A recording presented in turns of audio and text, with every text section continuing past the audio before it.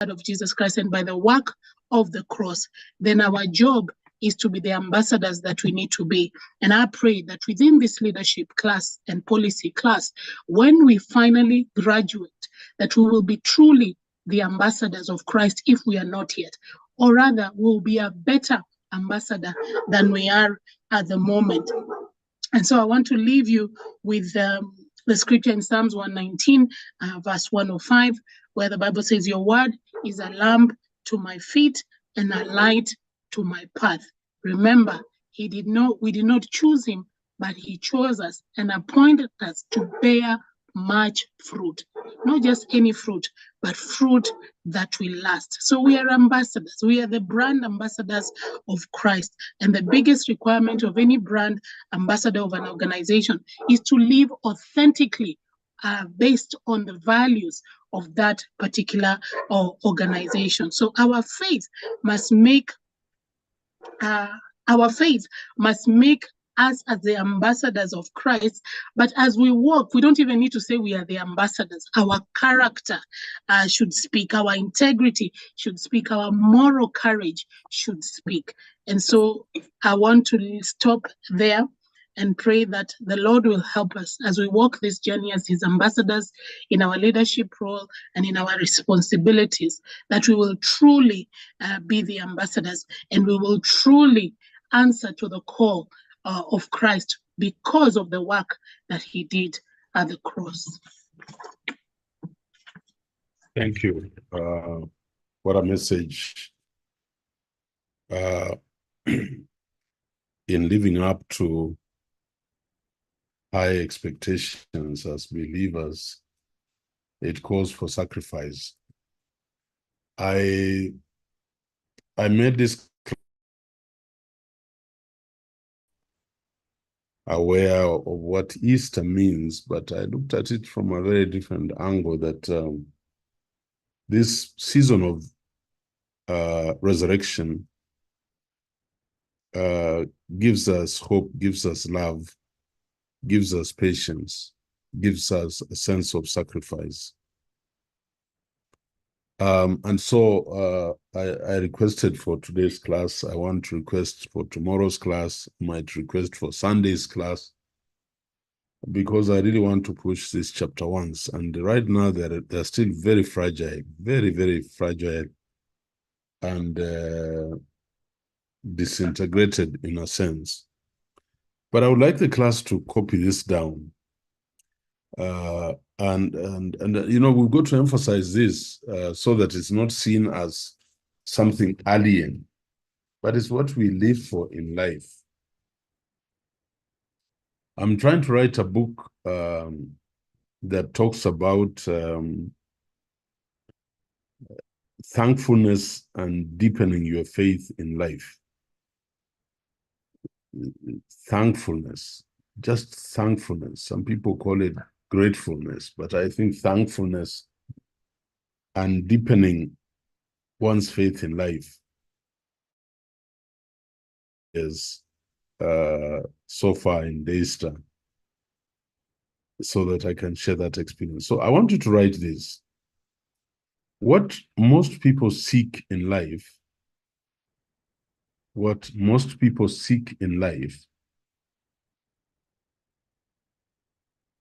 especially when young, and since you are my students, you are young,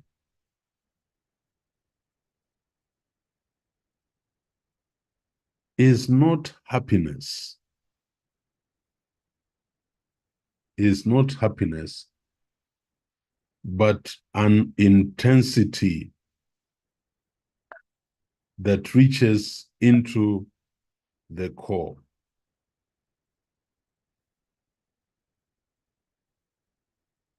But an intensity that reaches into the core. And I would want you to reflect on that. Continue writing. We want to be involved in some important pursuits. We want to be involved in some important pursuits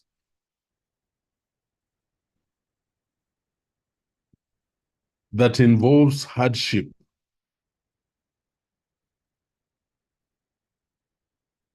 And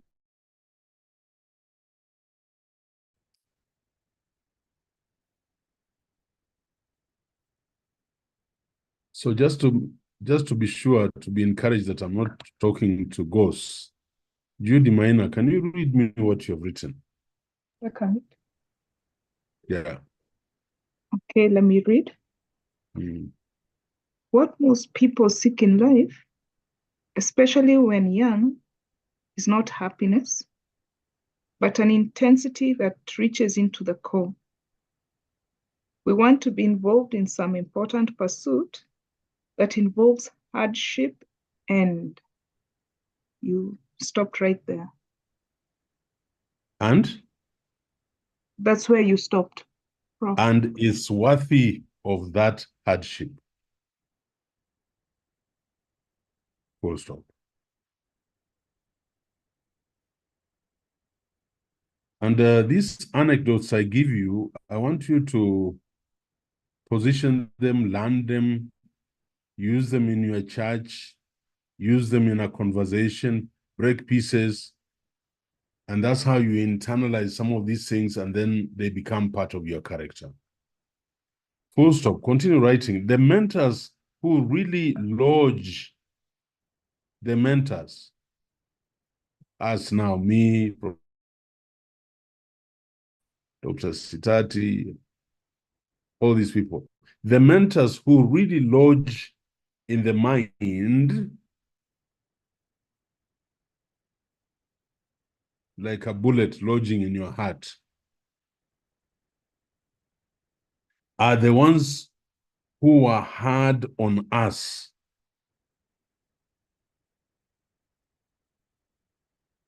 Put a dash.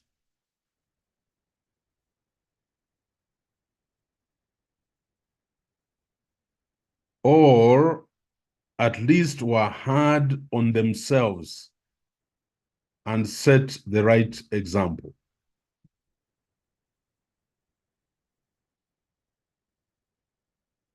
I repeat, the mentors who really lodge in the mind are the ones who are hard on us, dash, or at least were hard on themselves and set the right example, dash. Not the ones who were easy on us.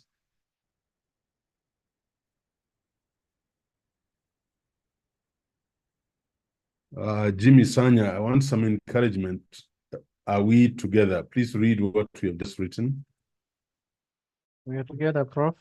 This is what I've written. The mentors who really lodge in the mind are the ones who are hard on us, or at least who are hard on themselves and set the right example, not the ones who are easy on us. Thank you. Please mute. Thank you very much, Sanya. Continue writing. It's a short paragraph. I'm just about to finish. They are the ones who balanced. They are the ones who balanced unstinting, one word, unstinting, unstinting. They are the ones who balanced unstinting love with high standards, and relentless demands,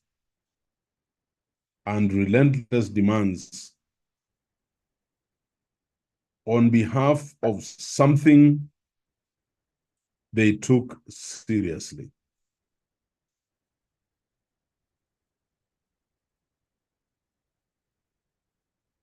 Full stop.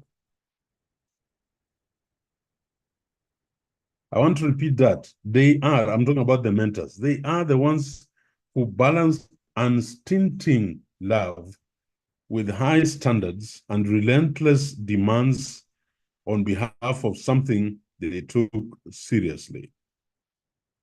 Full stop. We think we want ease, continue writing.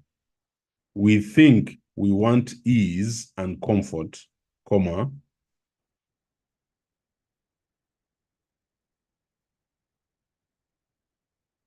And of course, we do from time to time, comma.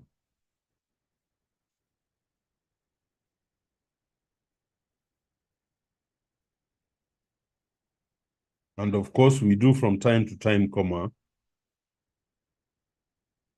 But there's something inside us. There's something inside us that longs for some calling. But there's something inside us that longs for some calling that requires dedication and sacrifice.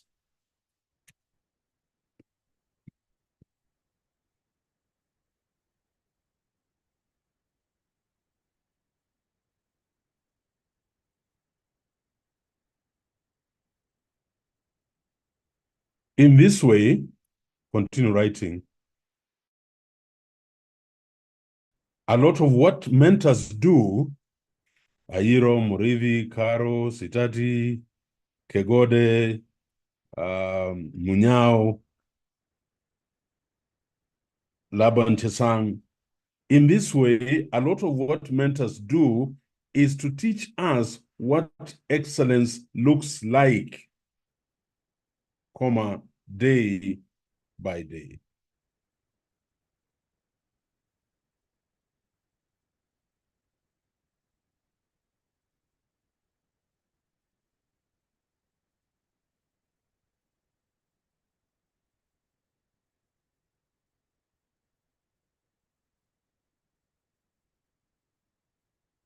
Indeed,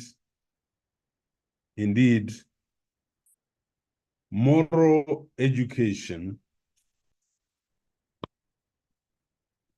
is impossible without the habitual vision of greatness. Moral education is impossible without the habitual vision of greatness.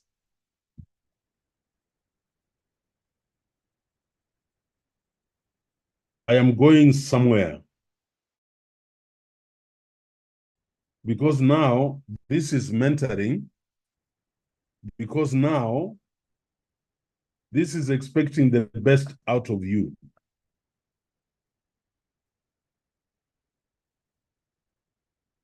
So I would like, again, to ask Cindy Emma to read from us, to read for us from the mentors up to the end where I reached. The mentors who really from there? Yeah, please. All right. The mentors who really launched in the mind are the ones who are hard on us, or at least were hard on themselves and set the right example, not the ones who were easy on us. They are the ones who balance instinctively love with high standards and relentless demands on behalf of something they took seriously. We think we want ease and comfort, and of course we do from time to time, but there is something inside us that longs for some calling that requires some, longs for some calling and sacrifice. In this way, a lot of what mentors do is to teach us what excellence looks like day by day. Indeed, moral education is impossible without the ambitious vision of readiness. Well, without Readiness. the habit of what? I wrote I'm a readiness. Pardon? I'm a mentor, so I want the best here. Amisi, Jani, can you read me from we think we want ease? Okay. We think we want ease and comfort. And of course we do from time to time, but there's something inside us.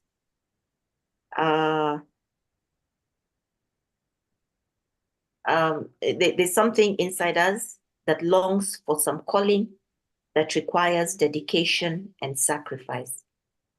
In this way, a lot of what mentors do is to teach us what excellence looks like day by day, day by day.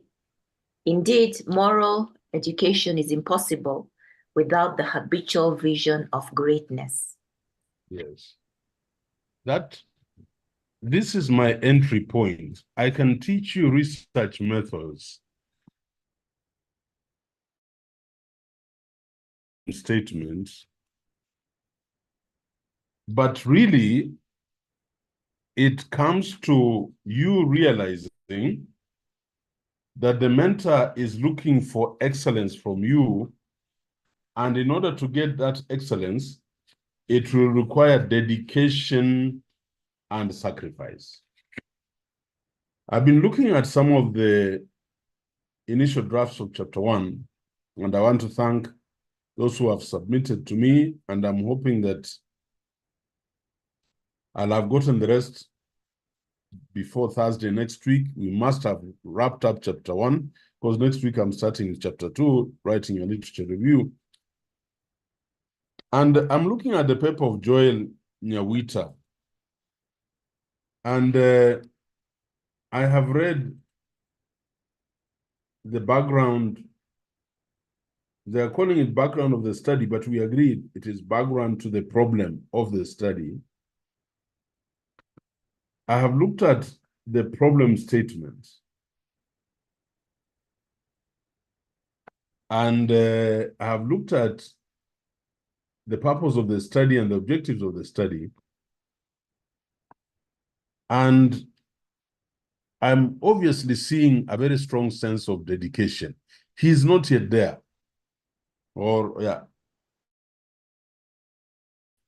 But I can see a strong sense of dedication. And he seems to, I don't know, he seems to have picked from me what excellence looks like. He seems. I'm not saying he has quite done that. So this should tell you that we are at another level. We are at another level because of the expectations of your mentor. And remember,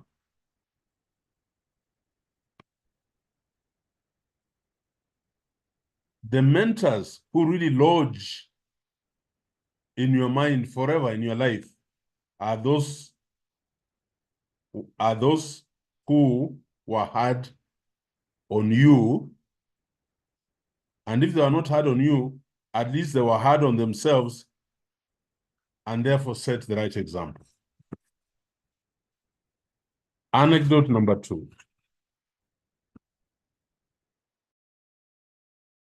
Into the case studies here. By number 2, so this is anecdote number 1. If you want for today, this is anecdote number 2. By thrusting you, face to face with excellence, comma, by thrusting, kutupa, to thrust. By thrusting us or you face to face with excellence, comma, mentors also induce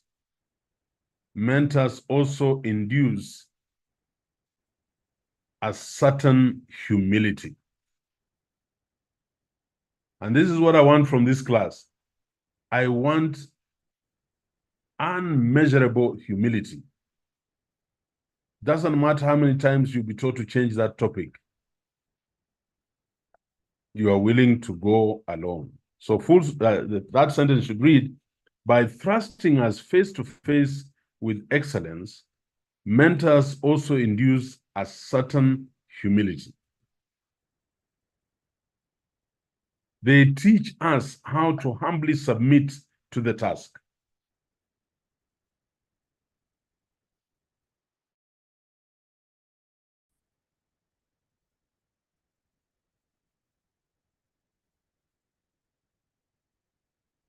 They teach us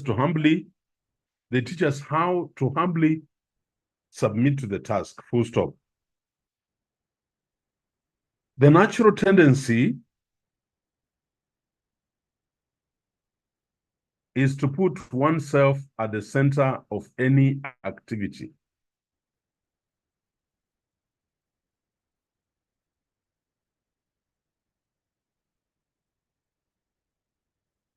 The natural tendency is to put oneself at the center of an activity, full stop. To ask, comma, how am I doing? How am I doing? Question mark. That question is fine to ask once.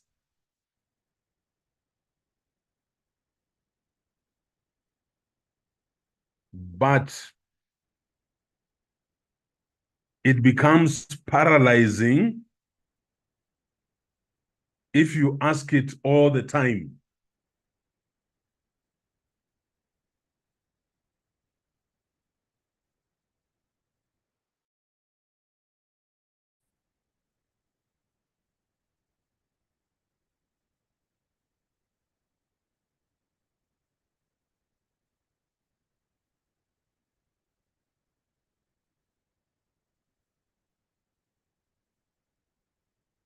It becomes paralyzing. How will I do it? Me, I don't understand. This thing of writing a problem statement is so difficult.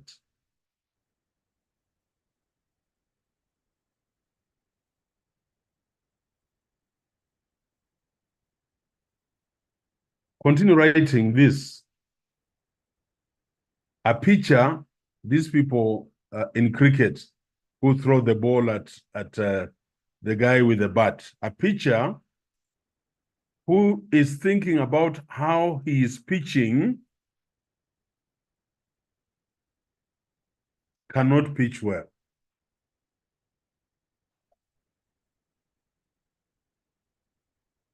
And that's a very pregnant, loaded statement. A pitcher who is thinking about how he is pitching cannot pitch well. Full stop. His focus is on self. His focus is on self, comma, not the task.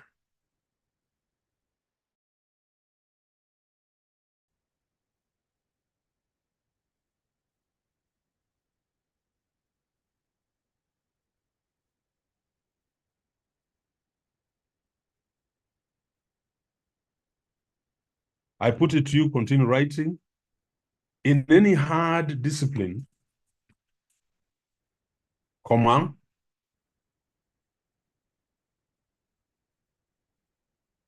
whether it be gardening, comma, structural engineering, comma,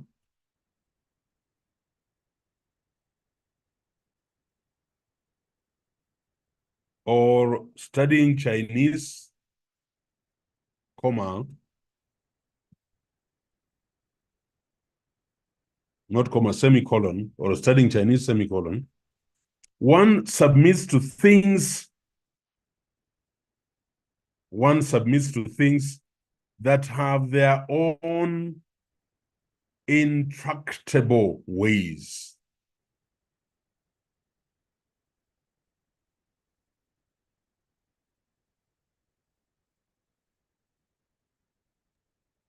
Please repeat that, Prof. Yes, I will. In any hard discipline, comma, whether it be structural engineering or studying Chinese, semicolon, one submits to things that have their own intractable, INTRACTABLE ways.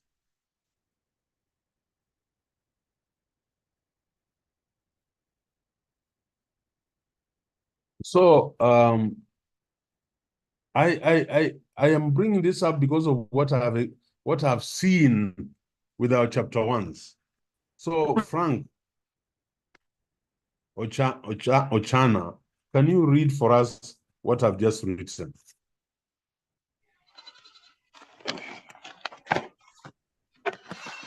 What you have just written. Yes. Yeah, thank you. By thrusting us face to face with excellence. With excellence, mentors also induce a certain humility. They teach us how to humbly submit to the task. The natural tendency is to put oneself at the center of any activity, to ask, how am I doing? That question is fine to ask once, but it becomes paralyzing if you ask it all the time.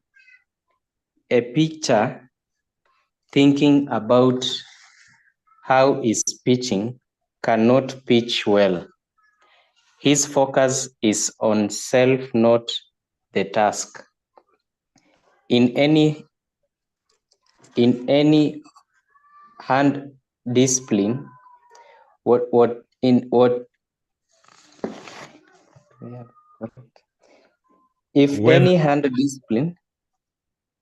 if any hand discipline, whatever in any hand discipline, hard, ngumu. Oh, okay, it's hard.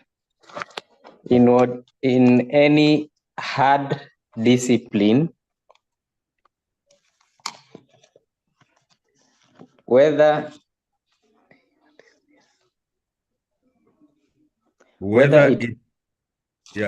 it be. Okay. I will take it again. In any hard discipline, whether it be gardening, comma, structural engineering, comma, studying Chinese, full colon, one submit to things that have their own intractable ways. Yes. And research methods has its own intractable ways. I want you to look up in your thesaurus, what do I mean by intractable? Intractable. What is the meaning of that word? Because it is very important from what I'm seeing.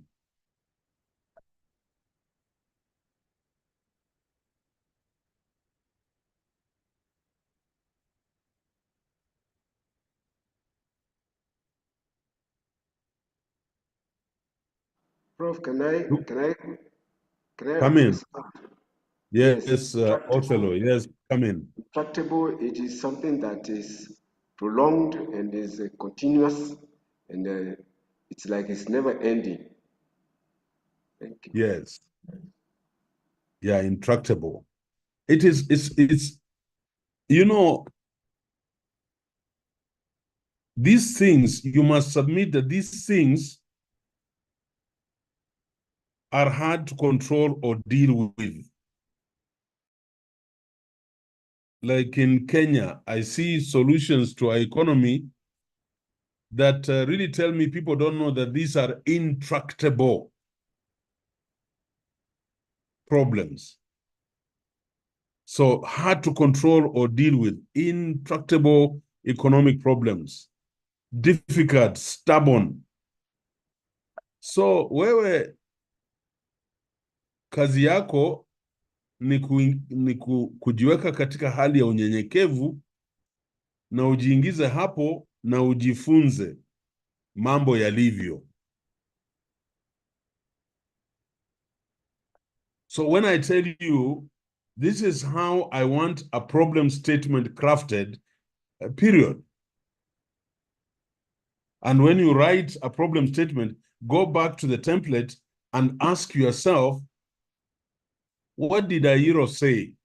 Number one, you must tell us, you must hook us to believe, to be with you, that this is a problem. So you must amplify the manifestation of the problem, the visibility. I want to see statistics. I want to see studies. Number two, then what is the problem? And I keep telling you, what then is. So for example, Boaz, when we have this conundrum of reviews in Kenya from Ominde or Bicha to the present CBC, that is not the problem. No.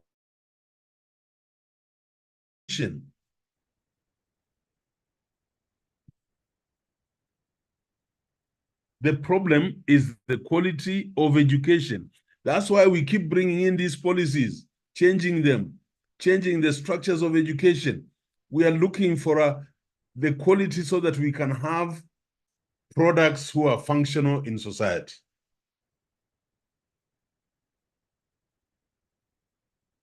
So the problem is not, look, the problem, the problem is not that doctors are on strike. No, that's not the problem. That is the visibility of the problem. There is a systemic problem in the health sector in Kenya.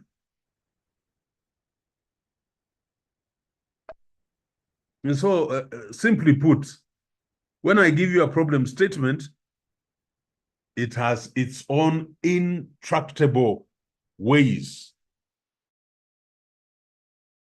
And those who will submit humbly to that will become better than Professor Ayiro in the next 10 years.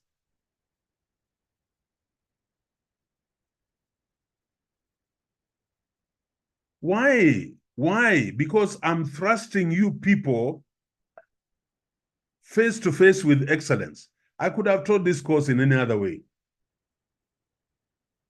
But I have a deep desire. If you go to the anecdote number 1, I have a deep desire that sometimes is very hard on me to make sure that out of this class, we have a cadre of researchers who will be so grounded. It's like, you know, Harambee starts assembling people after they have finished high school, and then they form a team, and then they are beaten in the first round. But Tanzania or Cote d'Ivoire start in primary schools forming teams. So this is what we are trying to do. If we can get it right now, by the time you get up the ladder and become a consultant, a researcher, you will be exhibiting, elucidating excellence and turn in your life. But let me repeat, and that is in the first anecdote. The mentors who really lodge in the mind are the ones who are hard on you. So I was so encouraged when I looked at Nyawita's paper, and I said, my God, yes, this person has a desire. He is not there. I am not happy even with the problem statement, but he has a desire because he has come to accept the intractable ways of constructing chapter 1 in research methods. Finally, anecdote number 3, and this is very important for me as we get you deep into chapter 1. I don't want any shallowness of any kind. Mentors also teach how to deal with error.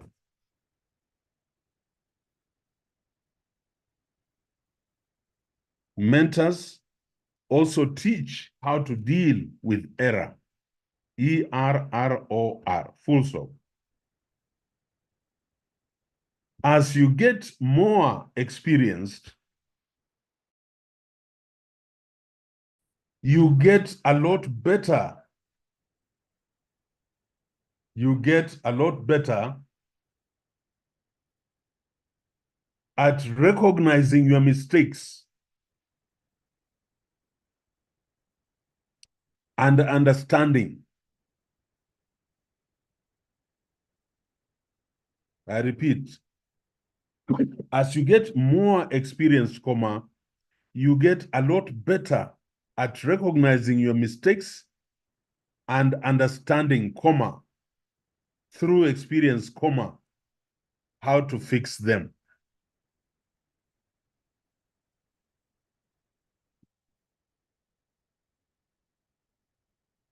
Full stop.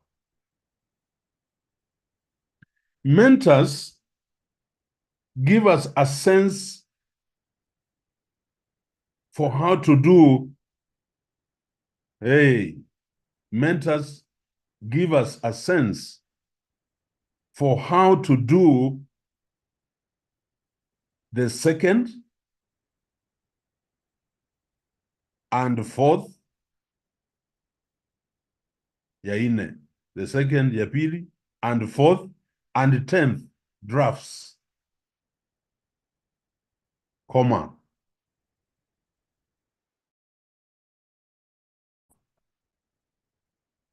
in the process, they give us the freedom to not fear our failures, They give us the freedom to not fear our failures, but to proceed with a confidence,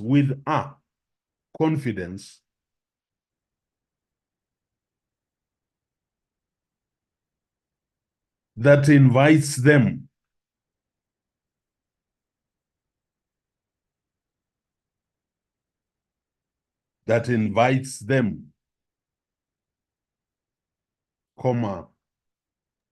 knowing they can be rectified later on.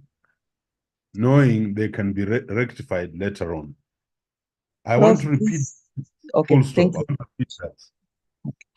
Mentors give us a sense for how to do the second and fourth and 10th drafts,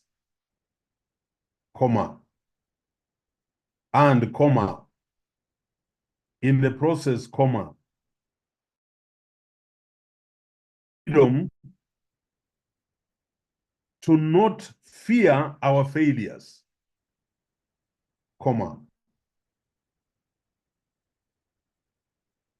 but to proceed with a confidence, that invites them, knowing they can be rectified later on, full stop. And that is what Joel has done to me. Yes.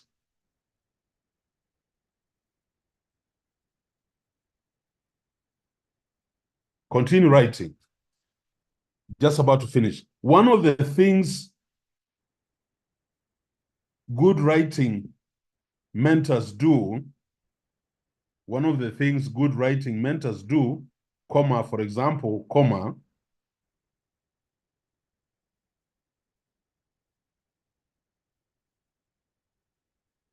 is to teach you not to be afraid to write badly.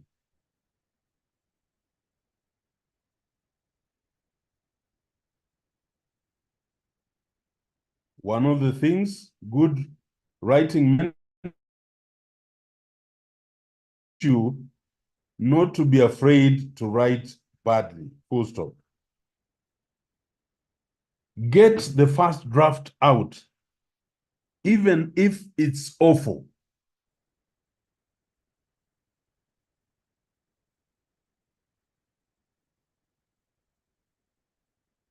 Full stop. Get the first draft out, even if it's awful. Full stop. Your ego is not at stake. Full stop.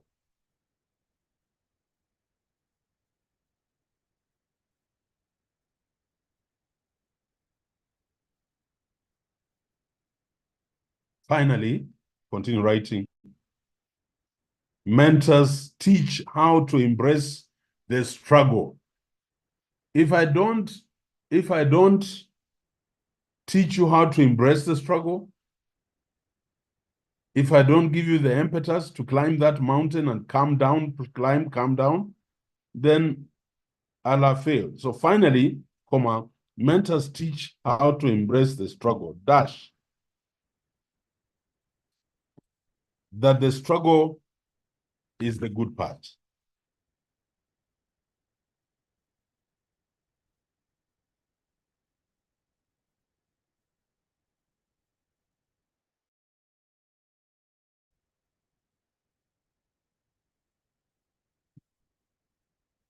I don't know.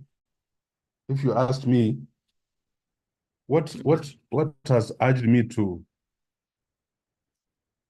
get extracts from this book I'm trying to put down on my 5 years? Thankfulness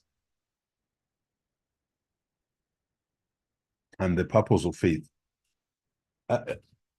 It is because I don't know how many of you are at the level of seriousness I want you to be.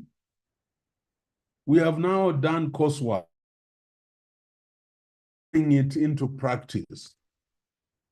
And this is, you are now beginning to run with the bulls.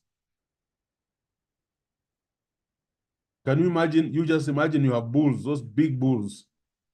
You are running with the bulls, and you must make sure you are not trampled by the bulls without getting trampled by the bulls. So I am a little worried, and I thought this would be very important for me to remind you that we in this course face to face with excellence.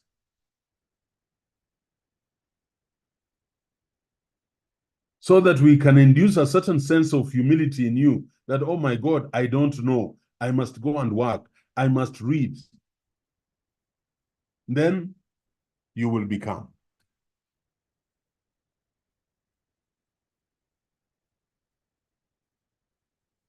And stop asking those questions because they'll paralyze your mind.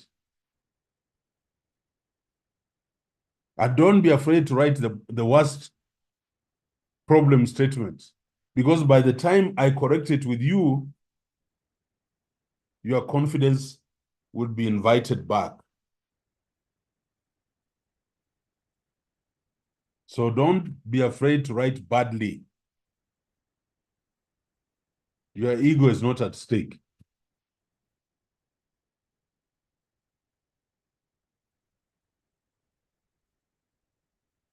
Kinyaru Ann, are you online? Can you read us the last anecdote, the last piece of reading you have just written? One of the things good writing mentors do. No. Uko juu, pahali tumeanzia. As you get more experienced there. Mentors. Mentors give us a sense. That part. Okay. Mentors also teach how to deal with error. Mentors also teach how to deal with error. As you get more experienced, you get a better, let me take it again. As you get more experienced, you get a lot better at recognizing your mistakes and understanding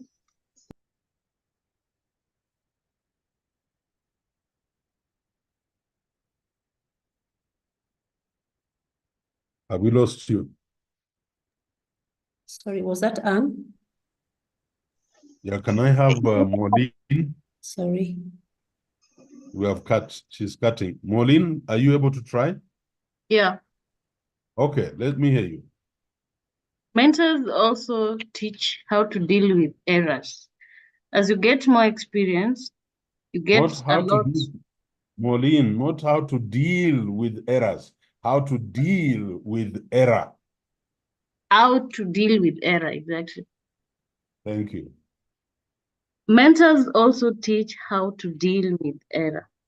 As you get more experience, you get a lot better at recognizing your mistakes and understanding through experience how to fix them. Mentors give us a sense for how to do the second and the fourth, the second, the fourth, and 10th drafts. And in the process, they give us the freedom to not fear our failures, but to proceed with a confidence that invites them, knowingly they can be rectified later on. One of the things good writing mentors do, for example, is to teach you not to be afraid to write badly. Get the first draft out, even if it's awful. Your ego is not at stake. Finally, mentors teach how to embrace the struggle, that the struggle is the good part. Very good. Thank you.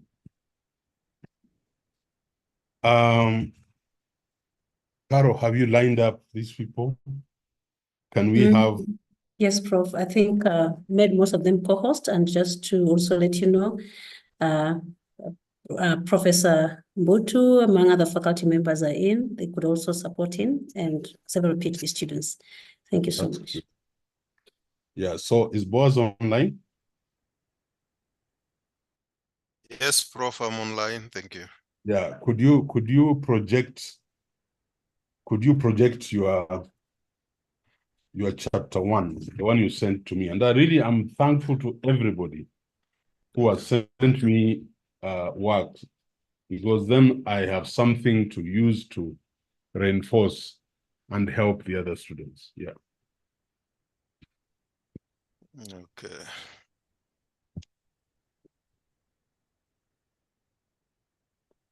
Just a second. It's okay. Take your time. No problem.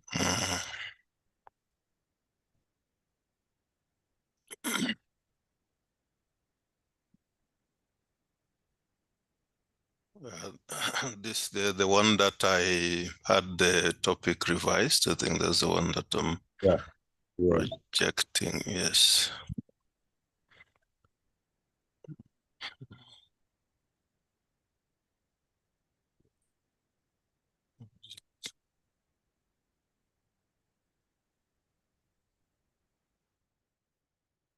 Particularly the students, both masters and PhD. We are not talking about Boaz.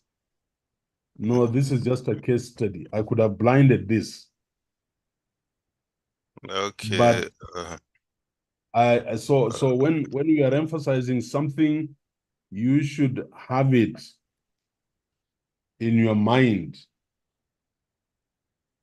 and relate it to your own study. That's the whole purpose. Yeah.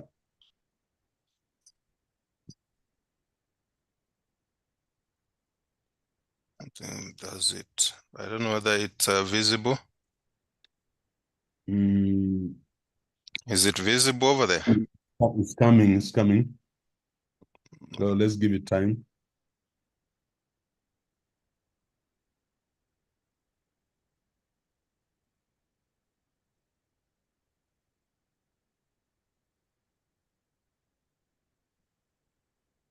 I can see it from my end on the screen. I don't know whether it is Yeah, we there. can see it. We can see it. Yeah, it is there. Okay. Yes, Prof. This Okay. is So we want to look at this this case, and I don't know whether but I would have done it a little differently. Read us the topic. okay. The topic, as revised on the 15th of March, is the conundrum of education policy change in Kenya, leadership challenges to implementation. Yeah. I have gone through this over and over again. Yeah. And the first segment of our topic stands. In other words, the conundrum of education policy change in Kenya. Conundrum, the enigma, the futility, the frustration. So that stands. What I am now struggling with as I looked at your objectives is leadership challenges to implementation. I am convinced what we are dealing with here are not leadership challenges per se, but implementation challenges. Just implementation challenges. And who does the implementation?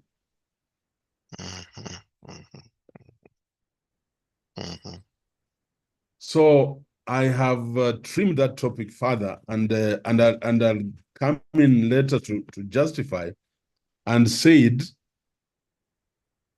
I would like this topic to read the conundrum of education policy change in Kenya. Boss, you can retype in, maybe down there. No, okay, I'm actually taking notes. I'm taking notes. Yeah. Don't type it. We'll spend too much time. Yes, I'm taking notes. Notes. Yeah. Implementation challenges. Implementation challenges. I think that is what we want to chase. I want to know, I was asking in my mind, in my best of minds, why, if you look at the Ominde report, if you look at the Gashadi report, if you look at the Mackay report, if you look at the Koech report, if you look at the Douglas Odhiambo report, the substance in those reports has very similar aspirations. But I mean, when we implement, we don't get the desired outcome. So let me give you the example of 844. 844 was supposed to be a practical-oriented curriculum. Moi went around the country and everybody, and we were building workshops. We were trying to build laboratories. We were doing agriculture in primary schools. And there was knitting and sewing and cooking. And then it eventually fizzled out and we turned to rote learning, objective-based learning and examination. If you take the initial thinking of 844 and you come to CBC, you'll wonder, why are these people engaged in musical chairs? This is the gist of the study, Boaz. The implementation challenges, and we are going to look at political considerations.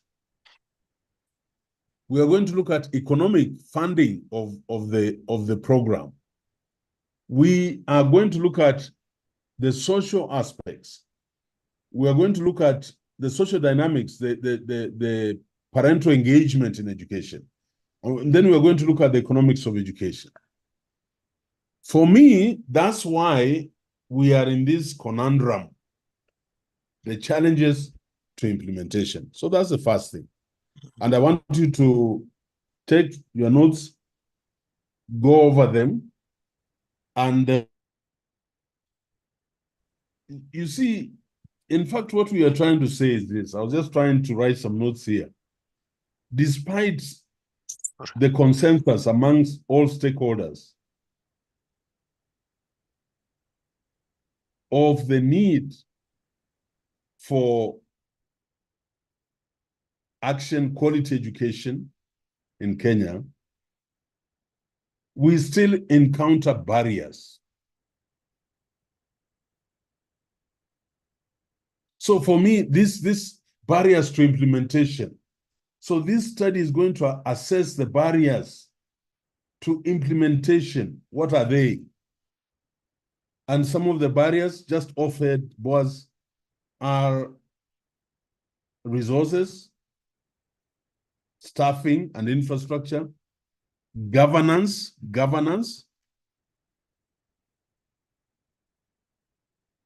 pedagogy, and I can go on and on. Now, this is the problem. The problem is not the conundrum. The problem is not our frequency in changing policies. No. What drives us to changing these policies is because we are not achieving, and our education system is producing too much waste.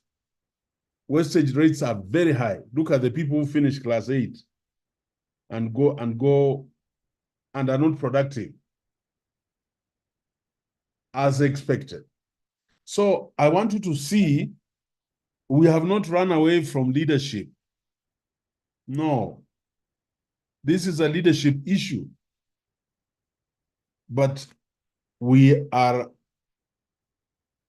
changing the topic so that it brings us very easy objectives for our study in chapter 1. Go to the background of the study. Okay. The background starts from just sorry? scroll it up. I'm just going to make comment on what I saw. Okay. Yeah, the background to the study. Yeah. And all of us listen. If you just write background to the study, and I know many people like doing that, you will lose focus. I want you to always remember this is background to the problem of the study.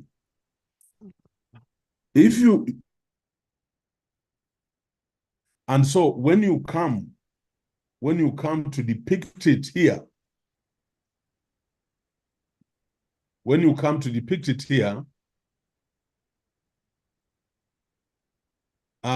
I should be able to see it.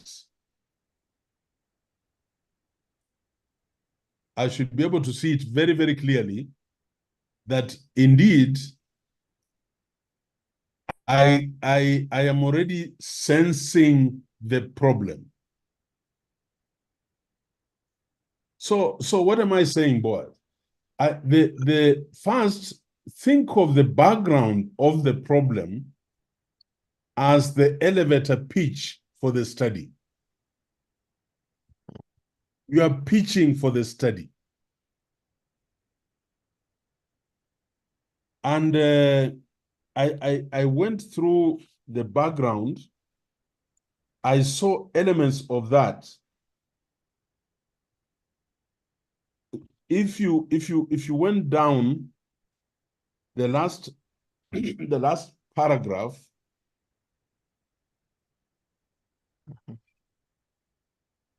where you say, as the world revolves. Are you there? Okay. The last paragraph. Yes, there. As the world revolves around new... Just read that paragraph, yes. Okay.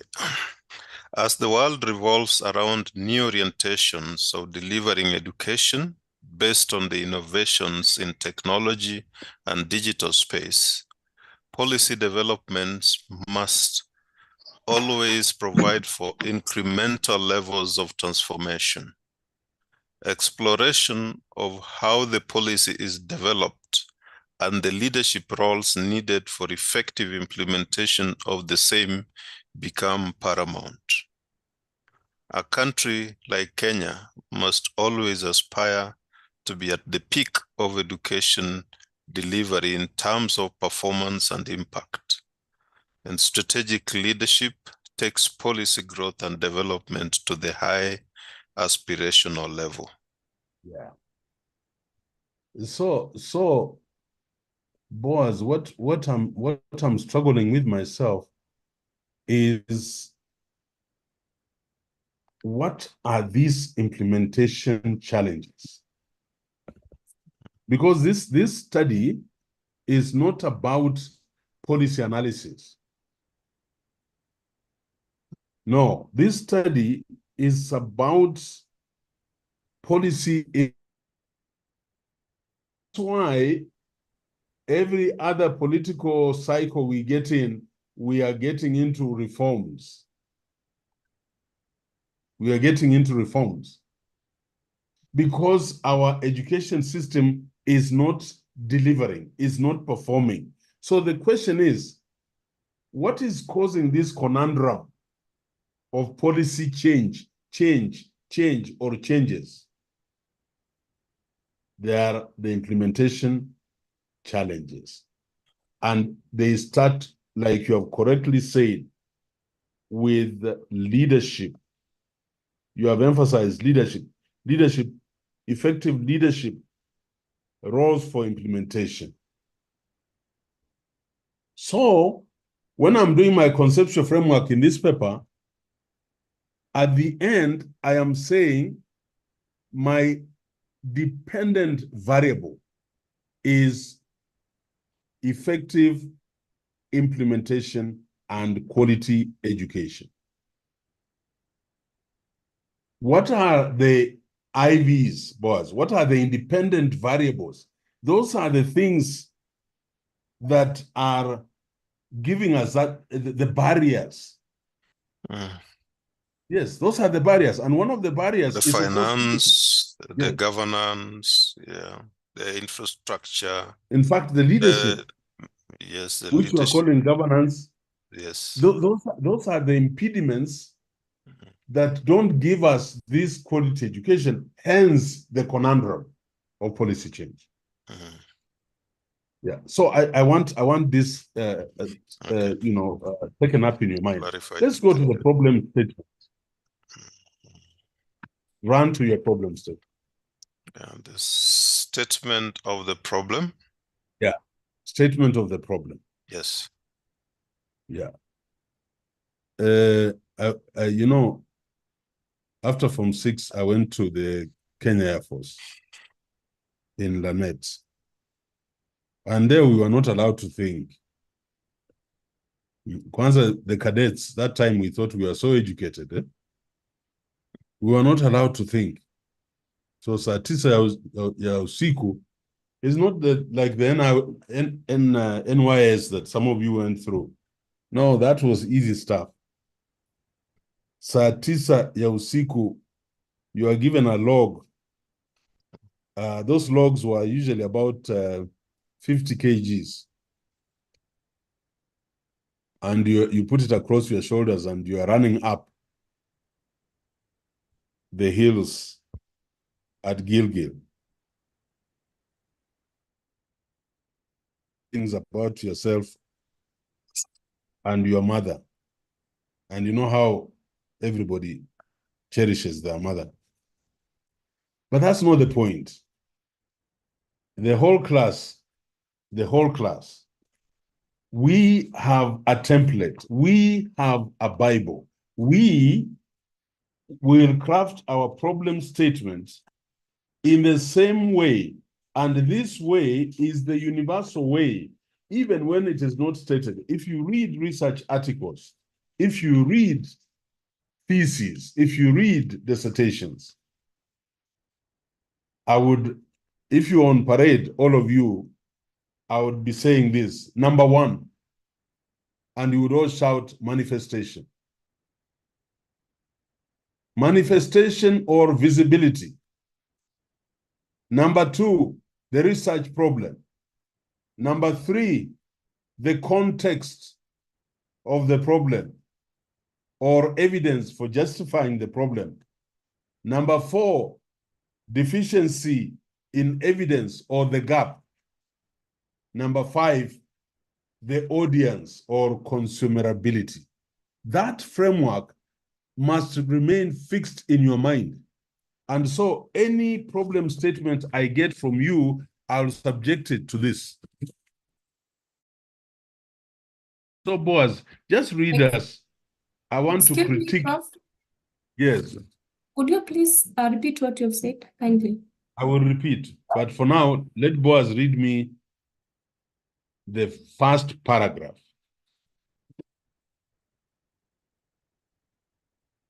Go ahead. Yeah. Thank you. Statement of the problem. Education policy implementation in Kenya is encumbered by lots of challenges, especially at the strategic level. Every time the Ministry of Education encounters bottlenecks in the implementation of demands of education sector, including those based on tacit recommendations made by an established policy think tank, the political leadership of the day resorts to establishing another working party, task force, or such other agency by whichever name they choose to initiate fresh investigations on what ails the education sector and make new recommendations on what needs to be done to address the maladies. Or pause, stop. Where is the manifestation of the problem? Where is Boaz, the problem, the manifestation of the problem are the inefficiencies and the deficiencies in our current education system. That is a manifestation. So I want to see statistics of the failure of this education system in terms of completion rates, in terms of transition rates, in terms of quality of performance of the system. But I can ring fence this by showing the numerous education commissions and task forces. And I don't go into words. I say the country has undergone the following educational policy reforms. Ominde, 1963. So Ominde brackets 1963. Gashadi, 1965. Mackay, 1984. 81, so 1981. Yes, 81. Mm-hmm. Yes, and you go to Koech, you go to 99. Mm-hmm. Yes. And Odhiambo 2012 Odhiambo, and now yes. Munavu 2023. Boaz, and yet the outputs, the efficiency of our education system cries out. And you give us the statistics. And then you say, now that is the manifestation of the problem. In fact, the fact that we have all these commissions and yet we are performing so poorly shows the visibility of the problem. That is not the problem. No, the fact that many students don't transit is not the problem. The problem is that if this trend is allowed to continue, then the aspirations of Vision 2030 and the SDG goals will not be attained by this country, and we shall remain a third world country as we move into the 21st century. That should worry any sensible government or people. Are you seeing? Okay. Then That is number one. So you have done the manifestation, you have done you have told me the problem. This is the problem. Then now you come and give me the context. You give me the studies. Give me the studies that have been done around this policy conundrum. Then tell me which space are you going to sit in. So you do the context of the studies that have been done around of education in Kenya. Now you tell me, where are you going to sit? Where are you? Why are you doing this research? Where is your space? Where is your space? So where is your gap? Where's the deficiency that you want to fill? And as I was looking at this work, I got some very interesting, a very interesting report as I was looking at your work. It is very interesting to note that one of the biggest problems is that the reforms in policy and practice must address simultaneously the economic condition of our country. So you see, that is giving you the gap. Why? What is the gap that you're going to say? The reforms in policy and practice, this conundrum will overcome when we address simultaneously the economic performance of our country. Then you'll have found a gap that is different. Because in this area, you must really search out for some unique area to have yourself sit in.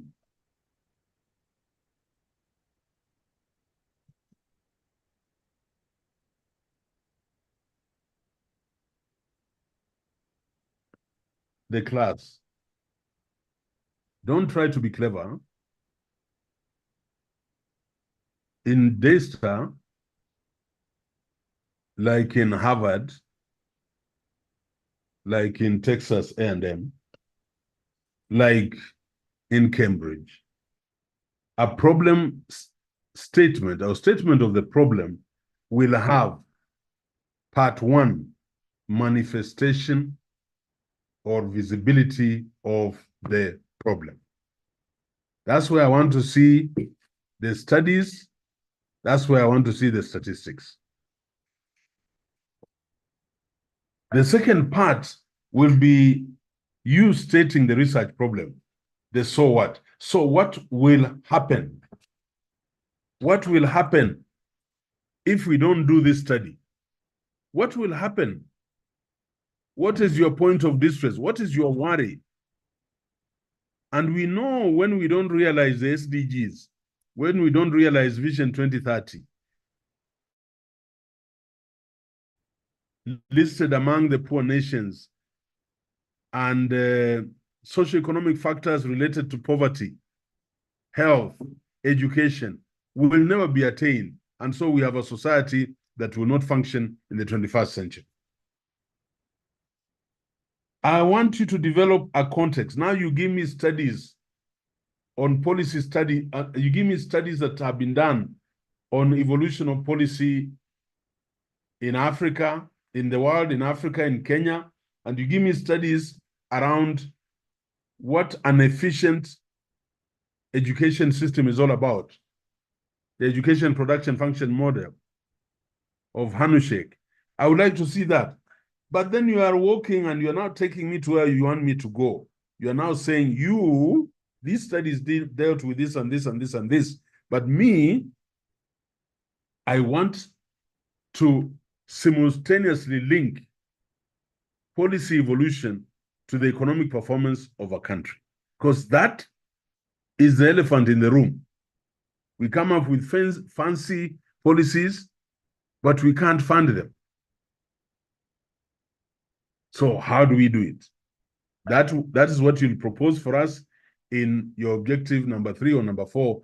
You'll be giving us some proposals what you think we should do to overcome this conundrum of policy change. Number, under the template, after you develop the context and you have given me the deficiencies, in other words, you have found a place to sit, you have found your gap of your study. I want to know who will be part of your congregation. And Boaz, go to, in fact, the next paper we shall handle is just to contrast, is what is his name? Is Joel Nyawitas. But Boaz, just look at your last, read me the last sentence after Webb et al. 2017 on the problem statement.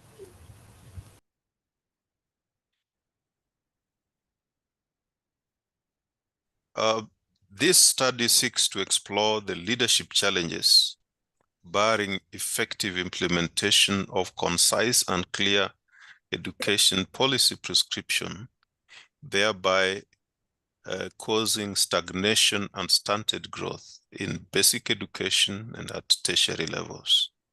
You see, you have all these, in fact, you are so shy. Do you know these people who are so shy to go in the center? They like dancing on the periphery. You are so shy to tell me who will partake of these findings. Yeah, you're not telling me who will partake of these findings. You have not told me your gap. I was reading through this. You are not coming out. But of course, I can almost see what you want to say, but you are not saying it. So, nikipiga picha, na nione problem statement iko na 2 citations. Lawrence and Orotho, my friend at KU, 2014, and Webb et al. 2017, I start crying. Because you know what this says? You have not engaged with adequate literature to develop a context. Context. So, let us run quickly to the objectives. Go to your objectives.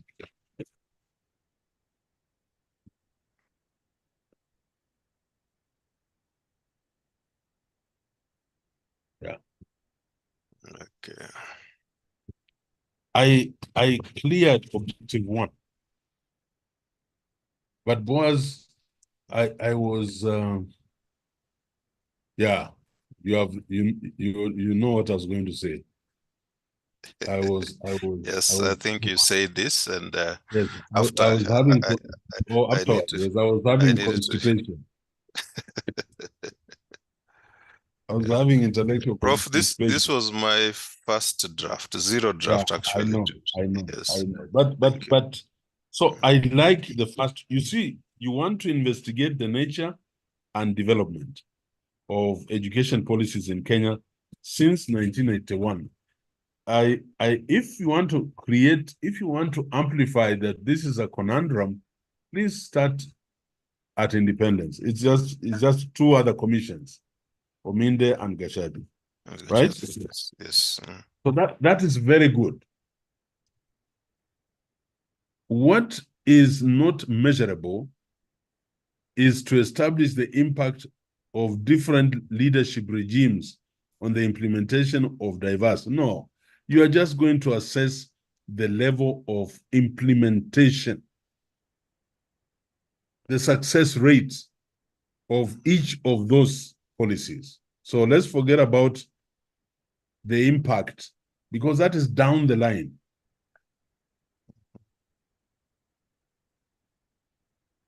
And then examine the impediments caused by certain strategic leadership styles. That will be that is amorphous. I want objectives must be smart. So I want you to tell me, after you have assessed the level of implementation of these policies, What is your next hurdle? It is the challenges therein. The challenges therein. They could be political, they could be governance, they could be what? So number 3 should be addressing the challenges. And then number 4, you're not making recommendations. That sounds very church-like. Yeah. So you're not making recommendations, but you're going to propose viable policy formulations and development models that can enhance the attainment of the national objectives of education, whatever it is. You're going to propose viable policy, call them frameworks or policy formulation and development models. It is up to you. That will enhance implementation.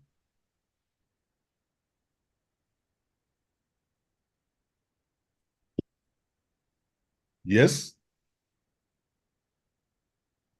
Yeah, and some of you are wondering,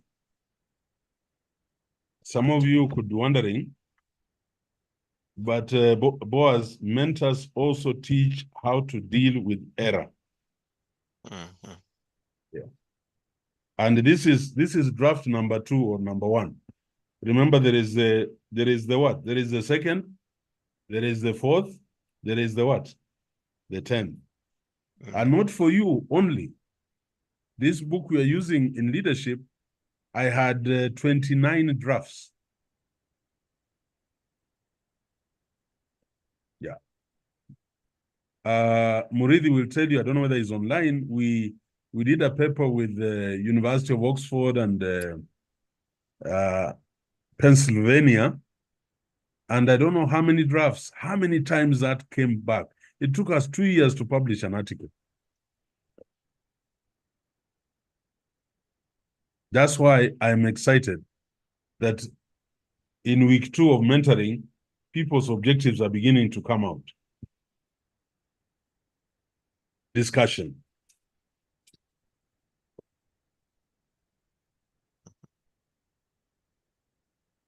Discussion.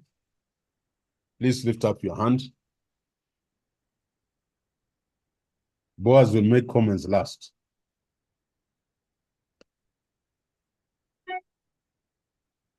Any comments, any observations, anything that has popped up in your mind that says, wow, so this is it. This is it. Any comment? There are already hands. You will also allow, okay. Prof, will you allow PhD candidates and faculty to make comments? Yeah, everybody. Okay. Caro, can you take care of that session? You are seeing the participants with their hands up. Kathleen Otieno. Thank you, Prof. And I just want to commend Rocco for having the courage to even submit his proposal, because some of us have not yet. So I just wanted to ask something on like a maximum number of objectives that we should give, because I know that some of us or some people might even like to give like 7. Is there a maximum number of objectives needed? Thank you. Taslim, objectives is a function of your questionnaire items. So if you have 7 objectives, you'll have a booklet for your questionnaire. Just bear that in mind. But the golden rule is usually be very reluctant to stretch beyond 4 objectives, whether you're doing a PhD or a master's, maximum 5. But if you come up with 10 objectives, that's fine. I would put up 10 objectives if it was a purely quantitative study. If it was a quantitative study, because I'll itemize every statistical index as my hypothesis. So remember, the more you have, the more sub-items for your questionnaire item. Anybody can add comments there. but it's a function of the items in your questionnaire. So these objectives will be the givers of your instruments. Josephine? Another one, Josephine, and then Brenda. Thank you, Prof. Okay, I just need clarity about what I got during the lessons.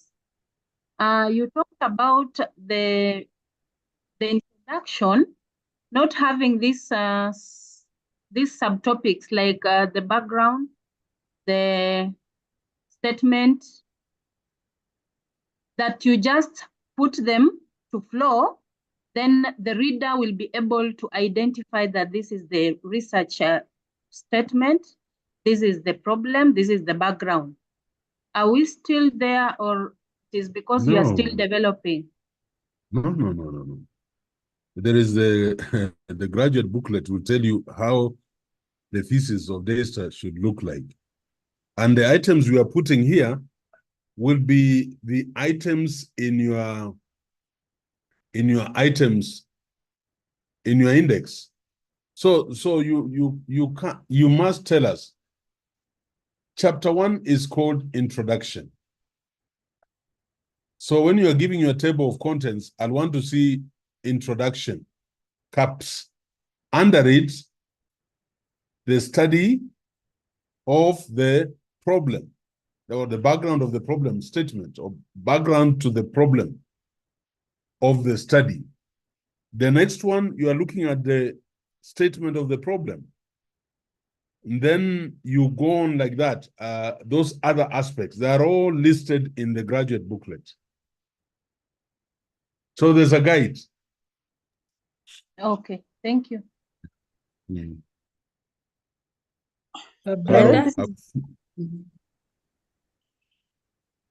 Yeah, so my question is, I would wish that maybe you repeat on under problem, statement of the problem, where you were stating that we need to also indicate the audience or the consumerability.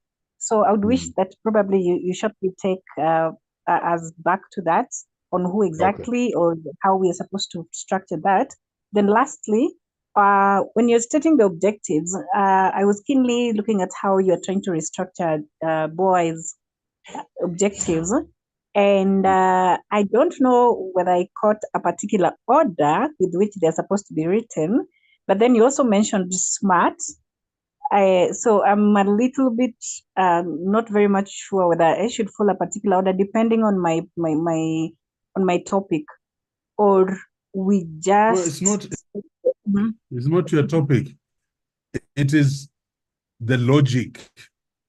Yeah. When you're going into a study like Boaz now, yeah, he is talking about the conundrum in policy.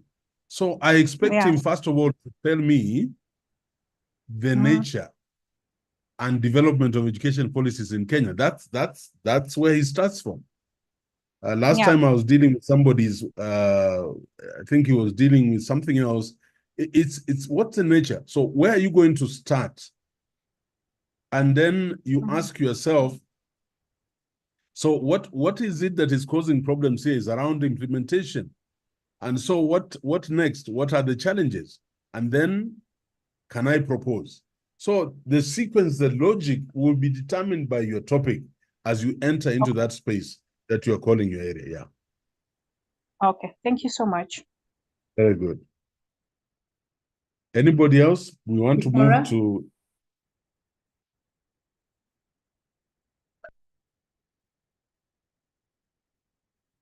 Is she there? Thank you so much, Prof. Mine was just about the objectives. Initially, you had told us 3 objectives are enough, but today I've heard that you said 4 or 5. No, please. Let's not have helicopter minds. You know, a helicopter can only land at a particular place. No. I have not said that. I have said the number of objectives will depend on what you are elucidating from your problem statement. Remember, these are not coming from heaven. These objectives of Boaz, we are pulling them from his topic and we are getting into his problem statement. That's why I want him to develop a very strong context and show me the gap. Once I see the gap, I know which kind of objectives will come here. So they are not 2, they are not 3, they are not 5, they are not 10. No, it's you to see. But I'm asking you to be cautious so that don't carry too many objectives, because there are other people being born to do research in this same area. There are other people being born. You're not going to finish all the research around the conundrum around policy. No. So you cut a piece of cake. Don't be like these people at weddings. Mchele, nyama, kuku, samaki, viazi, githeri. Then on top, watermelon and orange. And then the plate is inamwagika. Thank you. Professor Paul Mbutu. Mbutu, please come in. I'm glad you're online. Come in.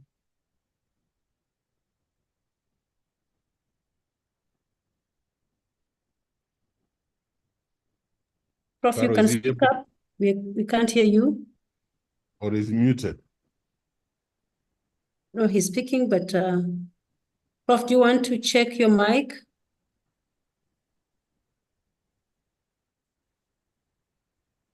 Prof? Yes, now it's coming, but your network probably. Okay, can you hear me now? Yes, but you can be loud a little. All right, I want to say this, that thank you, VC, for this exploration and the way you are helping these students to crystallize their concept papers. I envy these students the way you are going into so much detail. And what I want to say is that you have done, what we have done is so great that if the students can tie the topic with the problem statement and the objectives, you don't lose that kind of logic. It helps because if you have done a good introduction and background, with good literature review, then nailing down your problem statement, where you do elaborate literature review, and then you funnel that literature review now to the problem statement at the last paragraph. That helps to the reader and also for yourself to know what gap am I trying to meet or to fill in my study. About the objective, the VC has said it very well. The objectives are supposed to help you now to develop in your methodology, your data collection tools. The more objectives you have, the larger your data collection tools.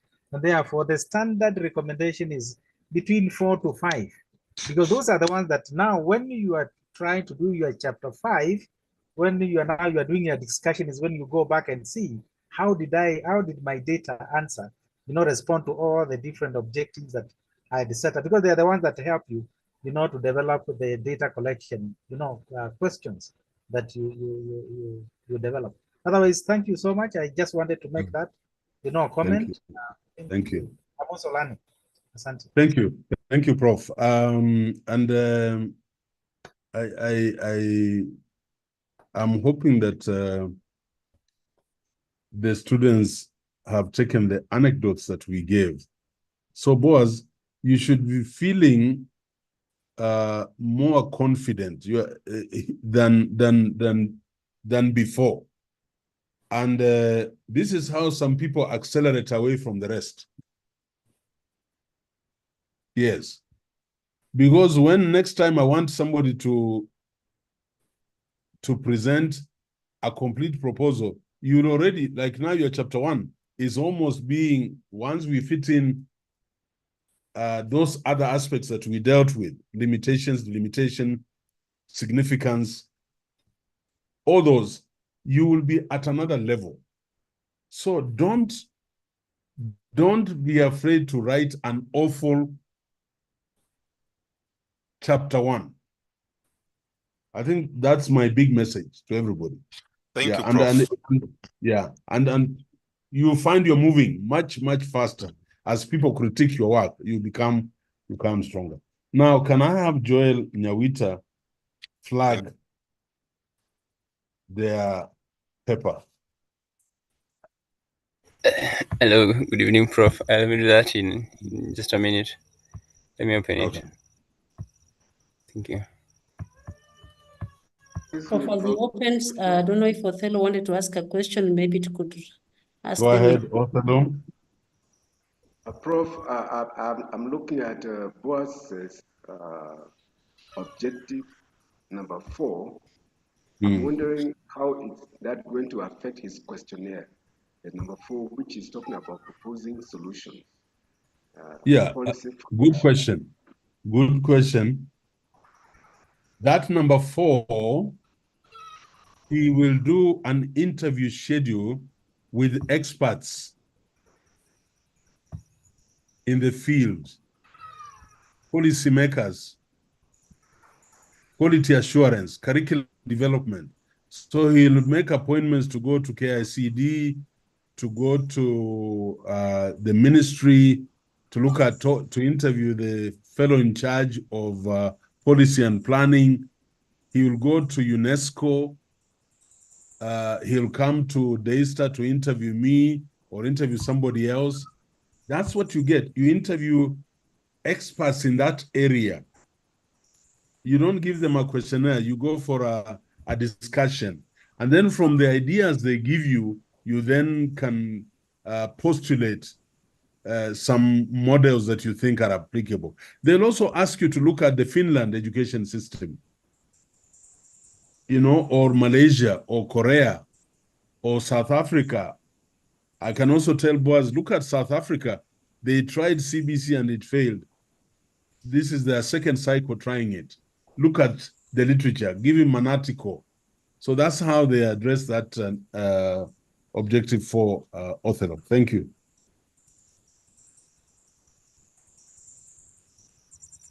Thank you, Prof.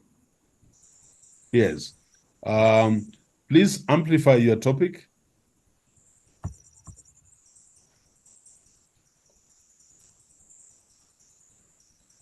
Is it okay, Prof?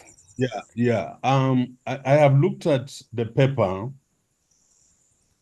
Okay. And why, first of all, look at the topic itself. I am hoping that this is a case study. Okay. I'm hoping, my question is, in Homa Bay County, I'm hoping that this is a case of or a case study. Yes. Homa Bay County, a case study. Okay. Yeah. And if you're going to do a case study, I hope you know the implications in terms of design. So I hope you know that you can either sit in a purely qualitative space, okay, or a mixed method space. So it has implications. Only then would I allow Homa Bay County to find space at this level of exposure. Okay. Yeah, so I want you to clarify that. I've looked at the background. Again, this is not to Joel or Boaz, it is to all of you. Please, and I know what I'm saying. This is the background to the problem of the study. Very important. The paper I have was telling me background of the study. It sounds very romantic, background of the study. It means you want to meander from Mombasa to Nairobi, then you go to Garissa, taking flights up and down. Yeah, it's like more rewarding Sunshine Boys when they are done well. They took us to the airport and we went into a plane and we just flew all over Kenya, meandering. Very romantic. Then eventually we went to Seychelles for a holiday because we had done well. But there's no romanticism here. So you tell us the background to the problem of the study. I would like that very clear, so that when you are writing the background, Joel, you are very sensitive. You are pitching the problem very early. And I want to emphasize this because I'm seeing a problem. First, think of the background of the problem as the elevator pitch of the study. I must by now know this is what you're trying to do. Second, think of someone who has never heard of your study. Somebody who has never heard of the study.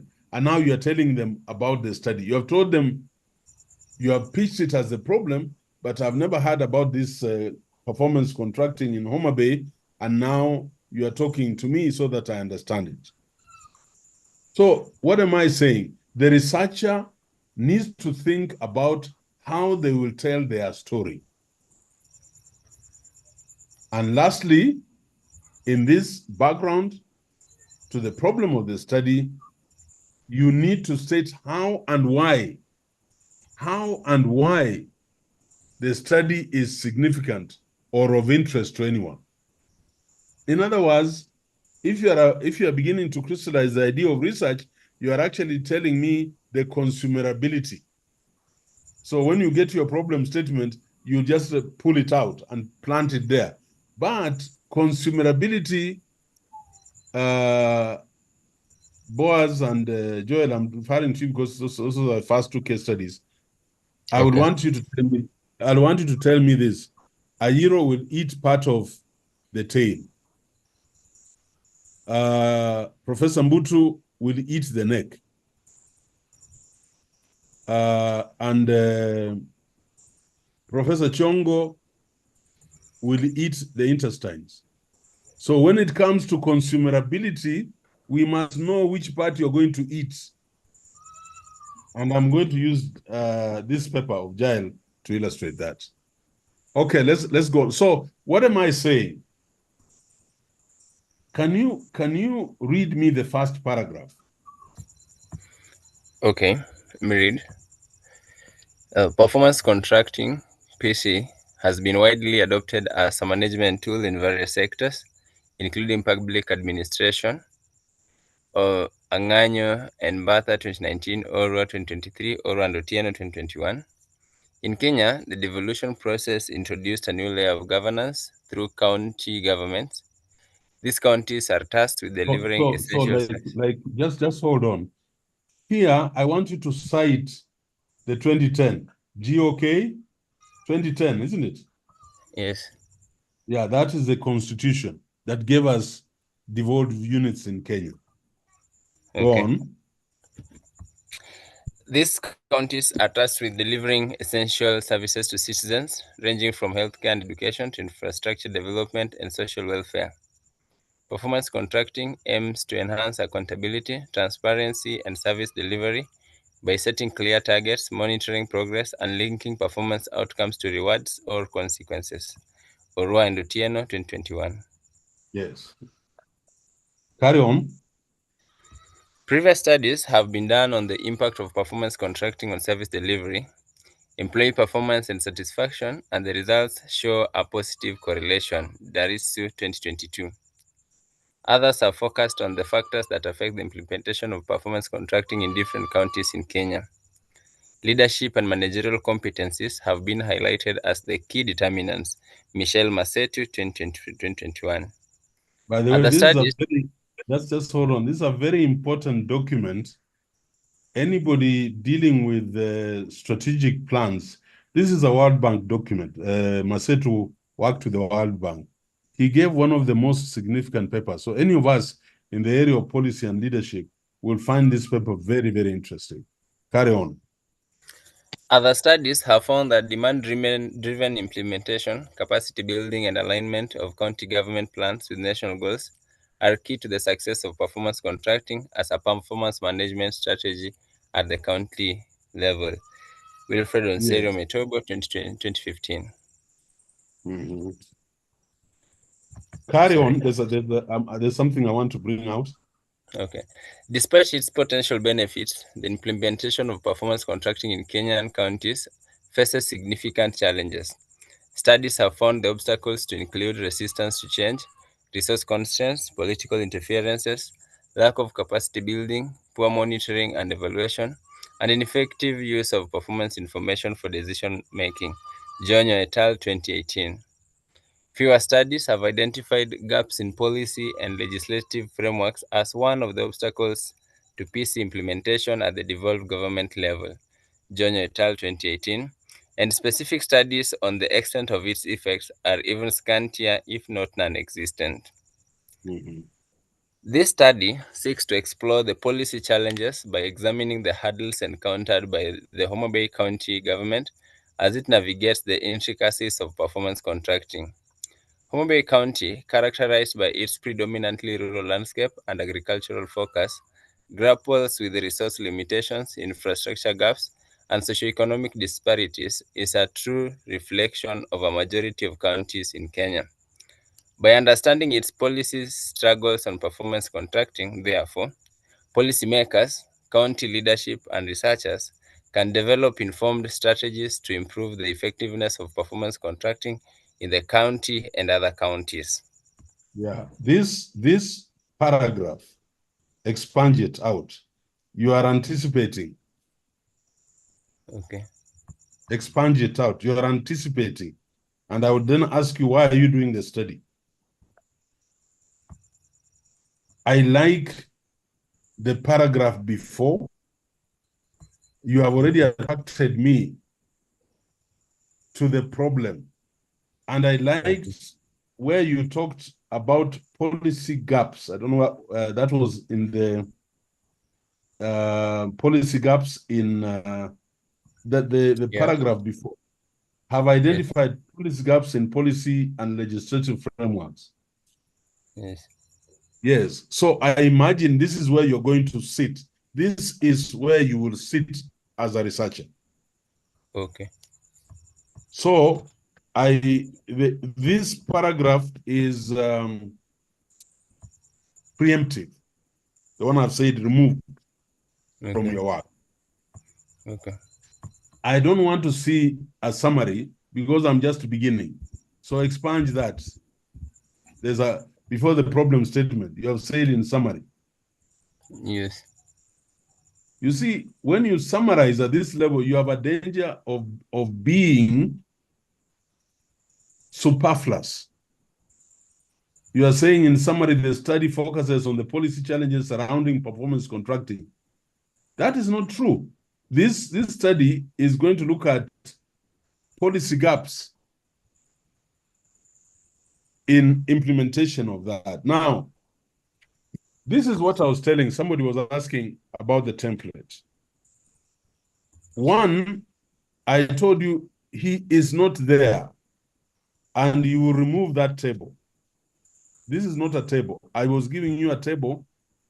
I was giving you the template in the form of a table. But somebody asked, which are the parts of a problem statement? Why I'm excited is that I did confront this candidate with the needed excellence in drafting a problem statement. He is not there yet. But when I read this, I was disappointed where he has written manifestation. Read as this manifestation. What are you saying? Just read what you've written. Performance contracting PC is a management approach widely used in Kenyan counties to enhance accountability, transparency, and service delivery. It involves setting clear targets, monitoring progress, and linking individual employee performance to organizational outcomes. Jonyo et al. 2018. Each county's unique context, including socio-economic conditions and governance structures, impacts PC adoption. Policymakers and practitioners grapple with addressing these challenges to optimize service delivery and governance within the devolved system. There is no manifestation. Okay. And I'm not talking to Joel. I'm talking to all of you. there is no manifestation visibility. I was so excited when I said, God, you have allowed me to condition this mind to know that a problem statement must have a manifestation, must bring out the problem, must give us the context or the evidence for justifying, must give us the gap, the deficiency, and then the audience or consumerability. I was very excited. But when I went into the context, into the content, there's no manifestation. Because, Joel, what you want to tell me is how much money is going into the counties in Kenya? How many billions? That is a statistic. And what is the ranking of Homa Bay County in terms of the development index? And this tells us that the funds we are taking to Homa Bay County are not giving us the desired results. So, and I want you to tell us, to begin to say, when you see this, there is no adherence to performance contracting indicators. There must be a study. So I would like to see statistics from the Treasury. I want to see the ranking of Homa Bay County. I want you to bring in studies that show that if you have strong performance indicators, then the absorption of the resources you get and the subsequent development will be visible. Are we together? Yes, Prof. Yeah. So what will be the problem? What is the problem? Kenya, again, for Homa Bay, first of all, will lag behind. When you look at counties that have shown exemplary, of course, I have to start with Kakamega, then Makueni, and then these other counties that have shown exemplary progress. Look at the development index. And if this trend is continued, then the poverty index in Homa Bay will continue. And this will have phenomenal negative impact, not just for Homa Bay, but our country, Kenya. Noted. Ama sio hivyo? Ni hivyo. And by the way, I don't know whether I showed you a slide of a class in Homa Bay when I was doing the pilot study on CBC. I had a class in Homa Bay town itself, that had more than 300 students. I'll look for the slide, I'll project it, you see. In Homa Bay County. Homa Bay County, Joel, and that's why I'm very excited. When you look at the prevalence rate of HIV and AIDS, it's very high. So there are many socioeconomic factors that we can use to strengthen our problem statement. Now, the next part, read me the evidence justifying the research problem. Previous research has delved on the impact and influence of performance contracting on service delivery in county governments in Kenya, and found out that it leads to improved performance of staff and service delivery, the RISU 2022. Other studies have focused on the factors that affect the implementation of performance contracting in Kenyan counties, Michelle Masetu 2021, Wilfred Onserio Metobo 2015.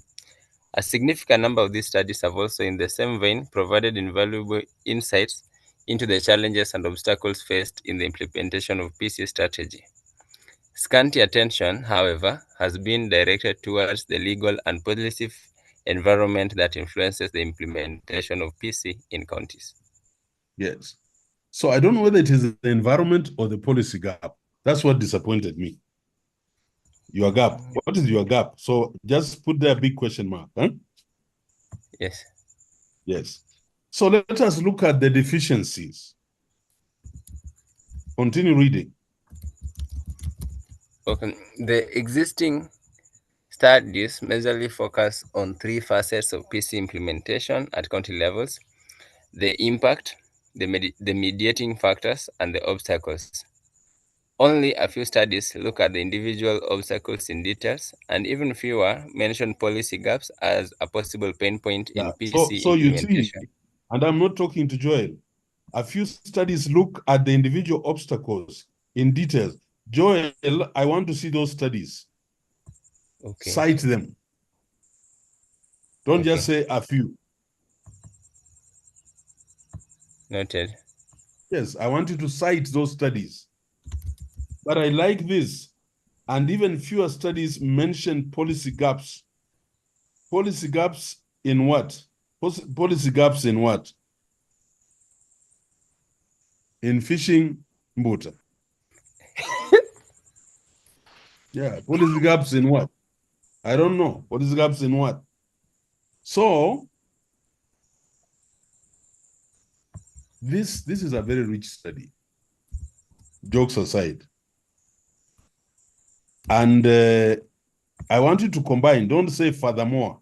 It should be policy gaps in relation to performance contracting.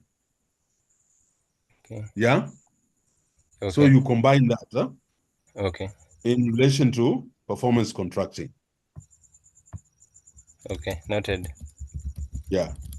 I still want to see more studies in the context. Okay. That paragraph, evidence justifying the research problem. Okay. Finally, let us go to the audience. Read for me the audience. Homa Bay County, despite its unique geographical and demographic characteristics, operates within the same legal framework as most counties in the country. Therefore, this study will provide an understanding of the policy undercurrents that affects the implementation of PC strategy in Homa Bay and other counties in Kenya. Researchers can use this understanding to develop further research on the remedial actions. Policymakers and stakeholders can use the insights to guide them on policy formulation and implementation. Excellent. So some will eat matumbo, others will eat the liver, others will eat the legs. When you are giving me the audience or consumerability of your findings, you must tell me how each constituency will partake of the studies of your findings. So here, researchers, policymakers. In fact, I want to know how policymakers will benefit and how stakeholders can benefit. In fact, stakeholders will have a higher sense of awareness of the needed accountability around delivering on performance indicators that will bring growth to Homa Bay County. So when they go to develop the budgets in those halls to contribute, they'll be very sensitive.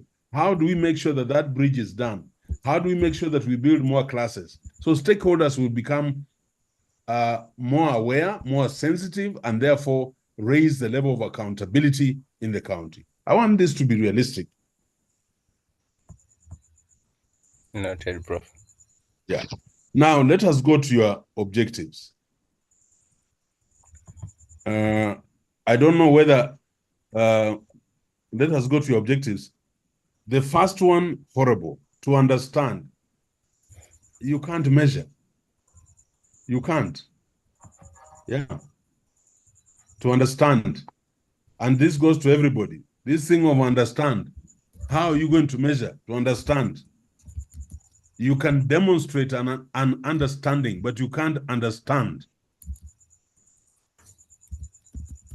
But I'm asking Joel, what are we going to do here?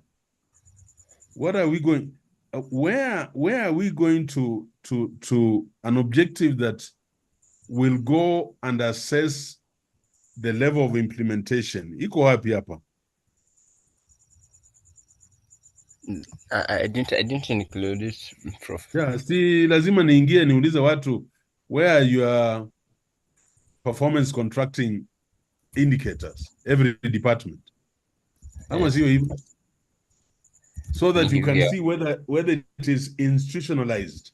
You can assess the level of institutionalization of the performance contract mechanism in the county. That is very important because that's the beginning of it all. First of all, does it exist? Is it being used? Yeah. But we can't go there to understand the legal and regulatory context governing performance contracting. No, that's not measurable. Let us have very smart objectives where we can measure very quickly. Okay. And then we are going to look at areas of non-implementation or high level of implementation, because then we shall compare the outcomes in the county where we are implementing and where we are not implementing. Okay. I like the one of county-specific policy factors that are brought to call by performance contracts. I like number 3, but you must rephrase it so that not to find out. What are you going to do? You're going to examine specific policy factors and how they relate to the PCs. And then these recommendations, my friends, be very nervous about it. First of all, you don't have the expertise. Yeah, you don't have the expertise and nobody will listen to you. You're not a politician. Okay. But you will propose strategies. You will postulate. You can even postulate and so on. But what touched me, so we will reconstruct those objectives. Okay. What touched me most is the researcher's mind. He did not quite 7th edition right, but I want you to feel naked if you did not give me the references. Because now we are constructing chapter 1. What is referenced here, we shall carry to the references uko, ikaya uko, inangoja summation, compiling. So I liked this very much. And it just, they might not be, I looked at some of them, they might not be compliant with the 7th edition, but you see, he had the courage to get the first draft out and get it right. Any questions based on my comments for Joel? But Joel, I was very excited. But don't bring the template into this. This will be continuous prose, right? Okay. The Okay. problem Noted. statement. But Noted. yeah, and even when you are writing this, you now don't tell us this is manifestation, this is the no. I'll just read it as I go along, right? Remember? Noted. Yeah. Go to Aisha Makerere University on our study on communication and mitigation over the control, malaria control. That's how it should be written. But so the class in leadership and policy studies, problem statement, number 1, manifestation visibility. Number 2, the research problem itself. Number 3, what I'm calling context or evidence justifying the research problem. Those are the studies. Number 4, the gap, deficiencies in the evidence. Number 5, who will partake of your findings. That is our biblical, in quotes, structure of how the historians will construct their problem statement. And that is the universal template. It varies a little from one university to another, but all these aspects must be in it. Then we shall be going to places. And you know why? This writing the problem statement like this forces you, Esther Jen or Ndunge, this forces you to say my context is naked. When Ayiro will take a picture of my context with his phone, he will not see a mosaic of studies. So it is not a problem statement. open discussion.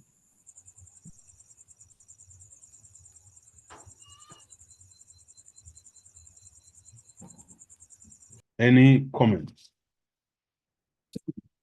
But, you know, giving credit where it is due.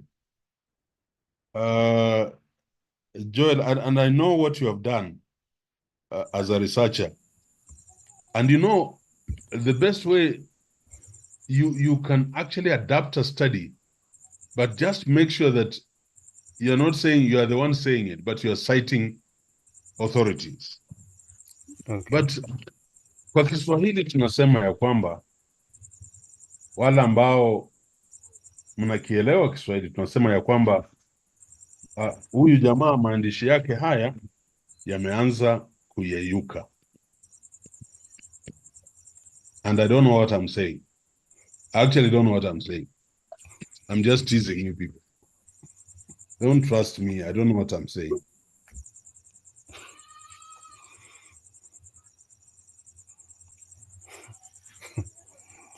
The question from Brenda and then Boaz. Okay, let's go. Sorry, them out. mine was just showing Yeah. a thumbs up to the summary by Prof. It's no question. Okay. Thank you. Thanks. Okay. Okay. No, I usually don't have a question. This is Brenda. I usually don't have a question, but I'm just acknowledging the mere fact that I've really changed my my chapter 1. Restructuring it, I feel enough is enough.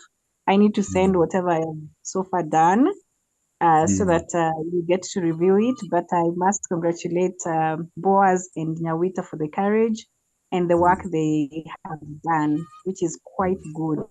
Thank you so much, Prof, for your dedication as well. I really feel so good and quite comfortable so far. Thank you. Thank you. Prof, you want to comment? Prof. Yeah, thank you. I just want to echo the thorough comments by the VC about this presentation, which I've enjoyed and I wish I'd read before. But going to the topic, if you can take us to the topic, just to emphasize what the VC has said. The presenter, could you take us to the topic? Yes. Because now from the objectives, you can see that you can do, because when you state it like policy changes in implementation of performance, so what are you doing? Are you trying to assess? Are you trying to evaluate? Are you trying to examine? So you need to rephrase and restate your, your topic so that as you move along, as the VC has said, then you keep on going back, tossing yourself back to the topic, because that is the premise at which you have, you have stated you're going to anchor, your study. Then, as he has said, if you go, you take a case study, that is more rigorous, is in-depth, it takes time. But you can do a case of Homa Bay County government. So I like, the way he has developed it all through. And so I congratulate you for that. If you pursue that, this is a great study that you It make a is. contribution to this country. Thank you. It is. Thank you. Thank you, Paul. I don't know how to say to the class. This is such a wave that after finishing research methods, and we get into chapter 1, and you begin to see these indications in students, it's phenomenal. I wouldn't have done it when I was doing my master's because I wasn't taught in the way you're being taught. But this is phenomenal. What will you become?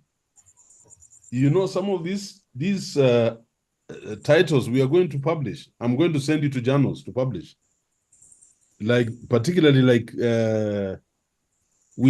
I supervised a student, Charles Toh in Moi, at PhD on PCs. I'll give you that study, Joel.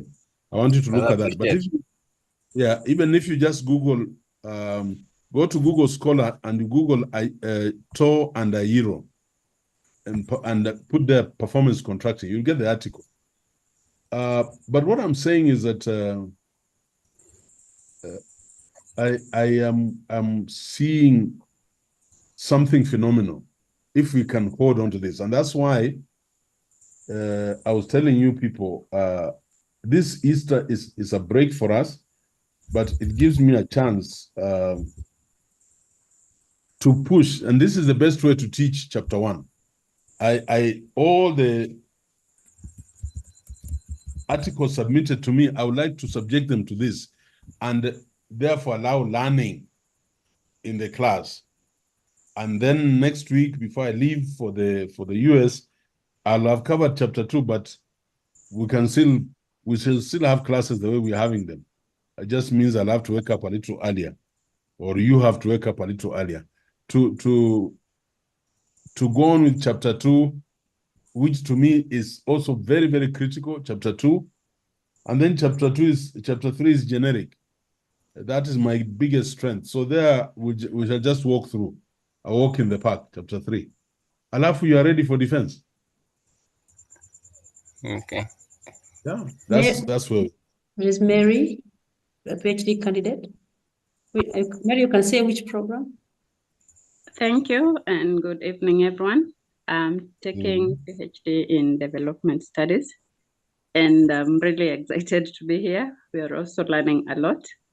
I don't know what the protocols are like, but we would wish as a class to have Prof come as a visiting professor and just take us through what he's taking the class through. Most or some of us did not undertake our masters in DESTA, and we're finding this very, very useful and interesting. So just a kind request, if that would be possible. Thank you. Oh, thank you very much. I want to do one more. And Judy Maina, please share your document.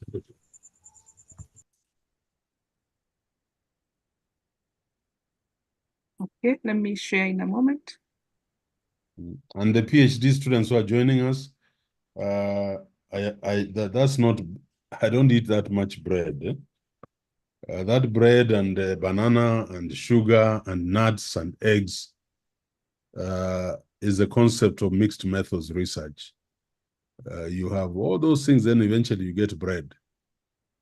Inside that bread, there are nuts, there's banana, there are eggs, there are what? There are all those things. And inside mixed methods, there are also very interesting things. So that's why it's my background picture. I'm not foodious. Is there such a word? Othello.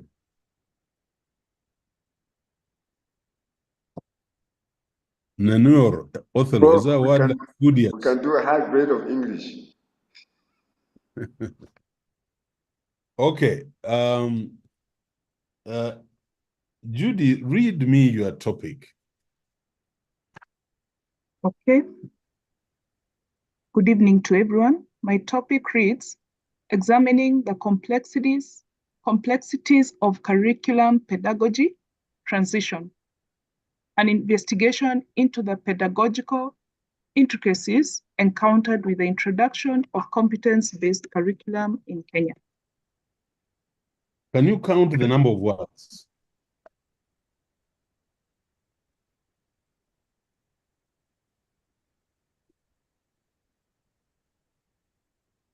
Twenty-three. 20? 23. Are those 23, not 24? So for me, and all of you know, people can say we are being elitist in our research approach, but why not? This topic is amorphous. It is amorphous. Can somebody help me understand the word amorphous? I'm saying this topic is amorphous. Can somebody help me? Huge. Shapeless. Broad. Yes. all over. Here and there. Undefined. This is the word. Lacking a clear structure or focus. Yeah, Formless. yeah. And that's why all of you, we are not talking to our colleague. No. I'm talking to all of you. I'm not talking to Judy Minor, all of us. It just the piece of cloth I have given you is 13 to 14 to 15, but you are beginning to irritate. Yes. So the piece of cloth is 13 words. Boaz, how many words do you have now?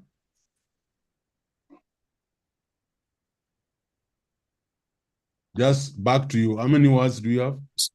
I'm just counting because from today, 1, 2, 3. I have 1, 2, 3, 4, 5, 6, 7, 8, 9, 10. I have 10. Yeah, 10.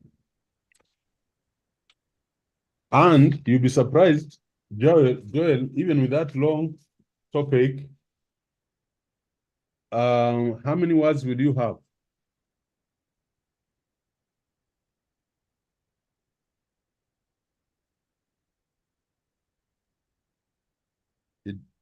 Joel, are you there? Yes, I am in, Prof.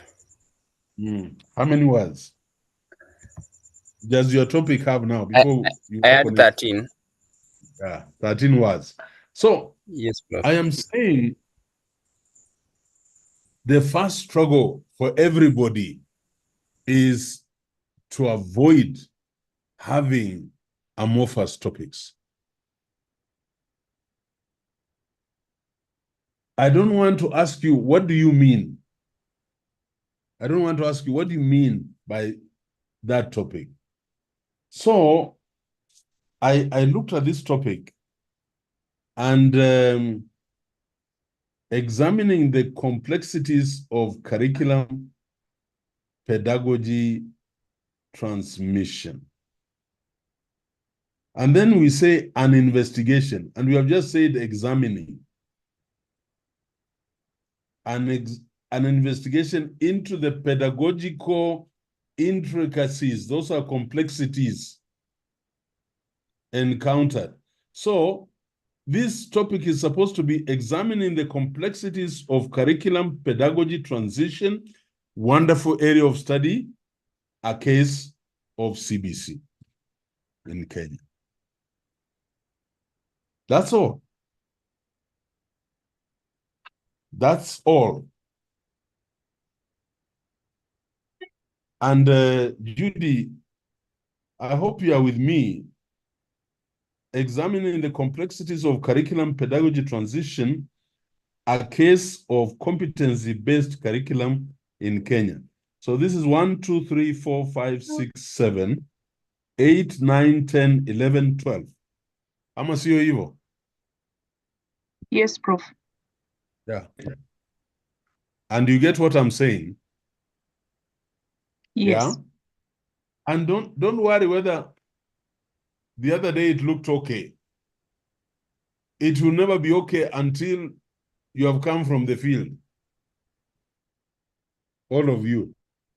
We'll keep on going back to that topic, going back to those objectives, and making sure that we are aligning them with our tools in chapter 3.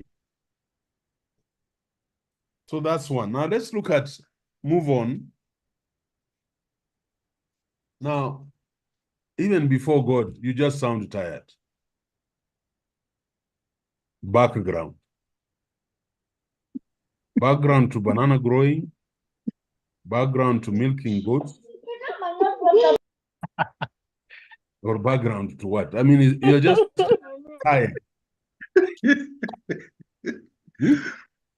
Background to what? Now, Can we, so what I'm saying this, Judy, I am so excited about this, and I hope we can get some curriculum specialists, because there's a problem in Kenya right now with JSS. The complexities of curriculum pedagogy transition is a problem. And I wouldn't have even put there the word transition. I would have removed it. A case of, there's a problem. That area is researchable. But now, Maina, can you read us your first and second paragraph? Okay. Yeah. In the recent years, Kenya has embarked on a significant educational reform journey by introducing a competence-based curriculum CBC. The transition signals a departure from the traditional emphasis on content to a curriculum focused on nurturing skills, competencies, and values among students. The shift underscores Kenya's commitment to equipping learners with the essential knowledge and capabilities needed to thrive in an ever-evolving world. Nevertheless, the implementation of the CBC within Kenya's educational system has encountered numerous challenges. As is customary with any curriculum overhaul, a myriad of hurdles have emerged, impacting learners, educators, administrators, policymakers, and other stakeholders within the education sector. Understanding these intricacies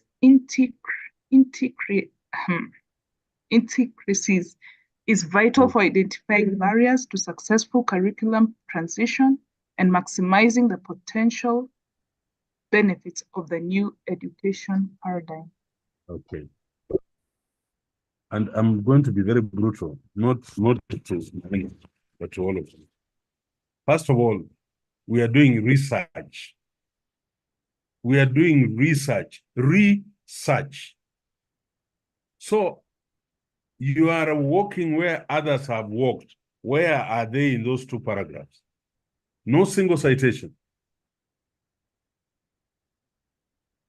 So it makes me feel I've walked into All Saints Cathedral or the PAG assembly in Nyang'ori.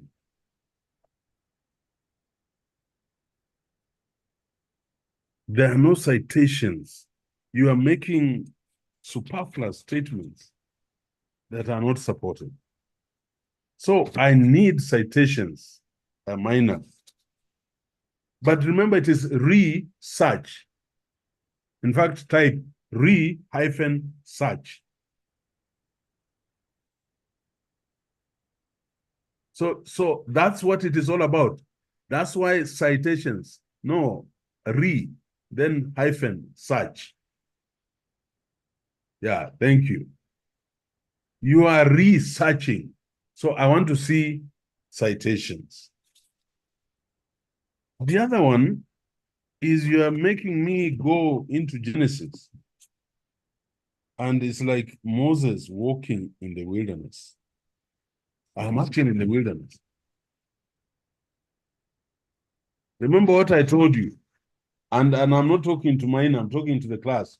What I told you is first think of the background of the problem as the elevator pitch for the study, the narrative hook. The narrative hook. Make me hooked to your study. Second, imagine I have not learned anything about complexities of curriculum pedagogy. So I expected you very early to tell me what is curriculum pedagogy, the studies that you'll have encountered with. And then you have talked about CBC before you talk about the curriculum pedagogy, because CBC is a substrate of that curriculum pedagogy. The researcher needs to think of how you will tell your story from your topic. And I expect you, Maina, to state how and why the study is significant or of any interest to anybody else. I have read, and we can read through. I don't want us to go through that. But look at, go to your page 2 where you have written 1, 2, 3, 4, 5, 6, 7. No, 5. Are you there? Yes, I am. Yeah. You see, read me about the paragraph, the competence-based curriculum is designed. Then go to the numbering. Yes, read. Read for us, not read for us. Okay, Prof.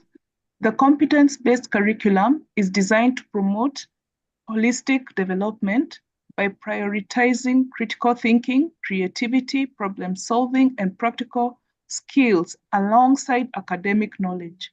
It champions a learner-centered approach, fostering active engagement and personalized learning experiences, while the CBC holds promise for enhancing the quality and relevance of education in Kenya. Its rollout has faced obstacles that warrant thorough examination. These include Okay, pause. One would think you're a bureaucrat in Jogo House because you're already indicating to me you are leaning towards this approach.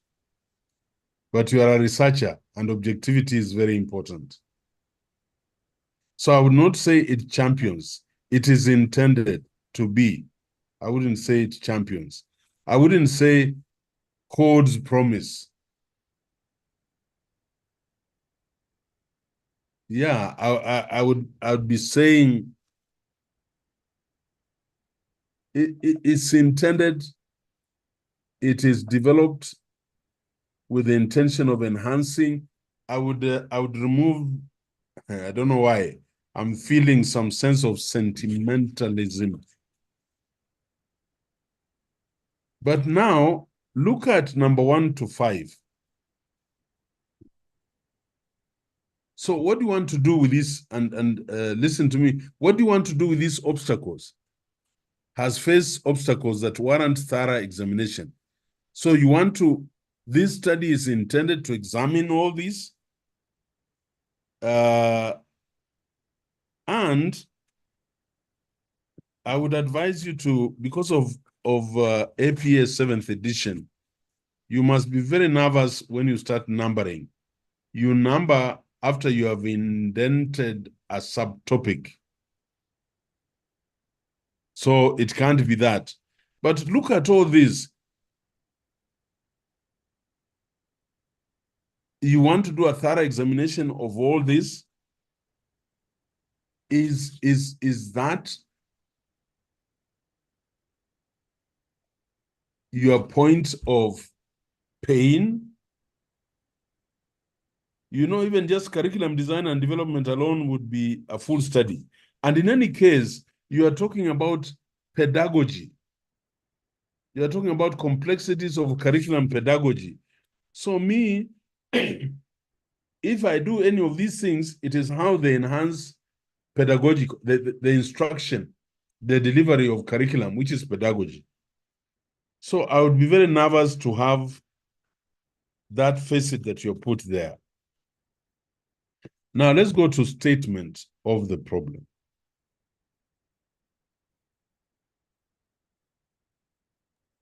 Yes, Prof. Yeah, just read us the problem of the statement of the problem and tell me how you feel about it. Okay, Prof.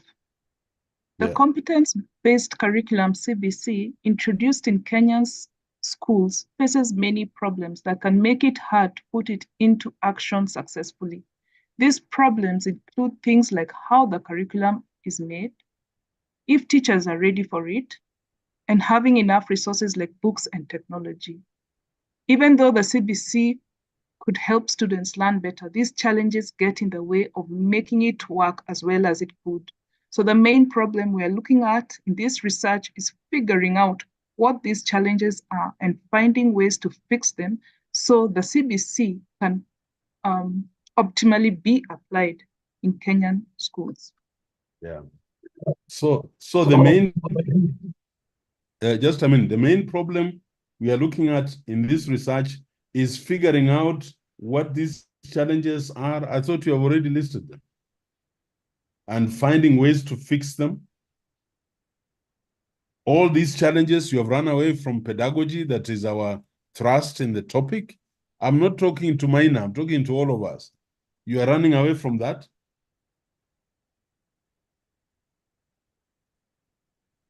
Maina, if you are to critique this problem statement, and I don't want you to critique it, if you are to give yourself a score from our valued approach to problem statement construction, how many marks would you give yourself? And be honest to me as your teacher, your father, your everything. How many marks? Okay, Prof, maybe a 1 or a 2. Yeah. In other words, are you now seeing? Yes, I am.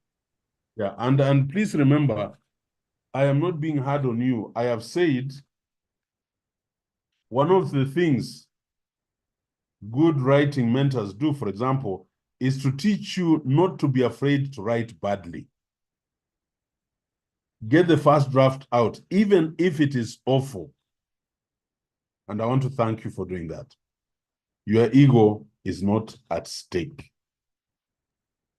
Thank you, Prof. Yeah, and here, Maina, I'm just asking you to embrace the struggle. Embrace the struggle and let this make you feel so awful that you're going to sit down. I have told you this area is researchable. I wish I was able to supervise you and we would bring out a study, because this is the crux of the matter. One of the worst things about CBC implementation, not just as junior secondary, but the whole setup, is that there's a contradiction, there's a tension in the pedagogical approach that is strange to the instructors, to the teachers. They have no idea.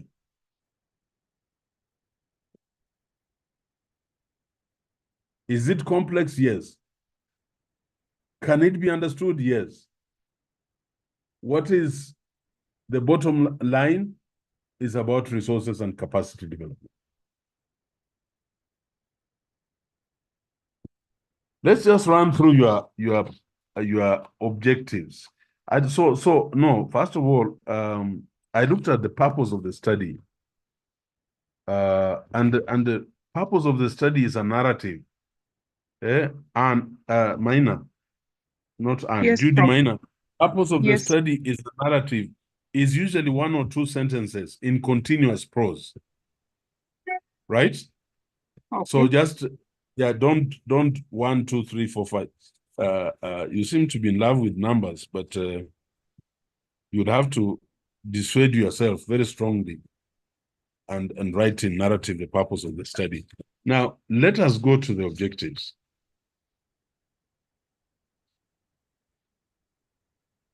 Yeah, and I want you to take me very seriously, because I've told you this study is researchable. So if Yes, I Prof. was doing this study,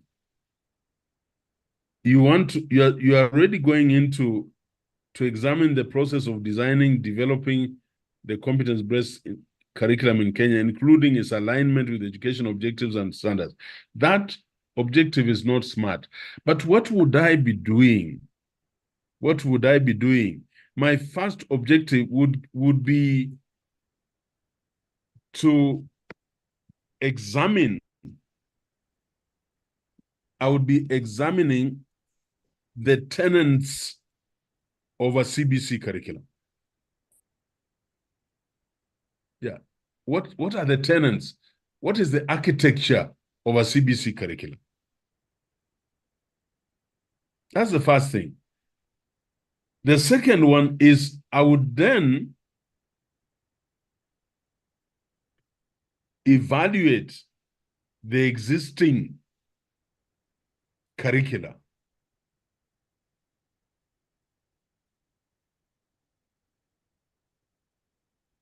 And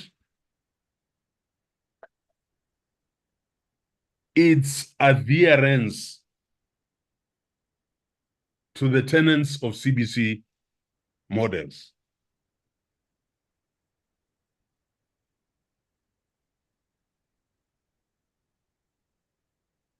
Then I would measure the internal capacities of the teachers. Internal capacities, it will have many things in the questionnaire. Internal capacities of the teachers to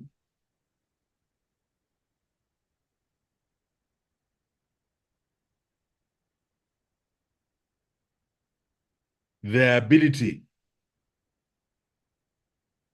to implement the CBC models. Then I would not go into to explore the various roles, parents, policymakers, educators. Number 5, expunge. Number 6, expunge. I would then just bring out strategies to enhance pedagogical capacities of the teachers implementing CBC. Very simple.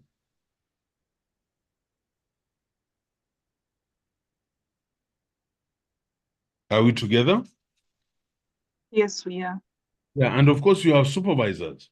So those are just, I'm just trying to sharpen a little, but we can sharpen those objectives if I had time. We would deal with them over and over again until they're very sharp and we are ready to write the rest of chapter 1. Thank you. Yeah, very good. Thank you, Prof. Yeah, very good. Any comments on what we have done? Because we are 3 minutes to the end of the class. I want to plead those of you who will be available tomorrow. These are optional because I know it's a holiday. So don't feel very compelled, but they're optional classes. But I would like to carry on. I still have about 4, and I'm sure we are learning a lot. I'm still expecting, please send your work to Magdalene Kieng, my PA Academics and Instruction, so that I have them and we are going to go through them. But I have not forgotten conceptual and theoretical frameworks. I want to do that on Sunday. I want to make sure, including operational definitions, I want to make sure you are able to write chapter 1 with your supervisor. Not, I mean, your supervisor will validate chapter 1. Already I'm doing chapter 1 with everybody. So you're able to do that. Then next week, God willing, we should start our literature review. Arrow, over to you.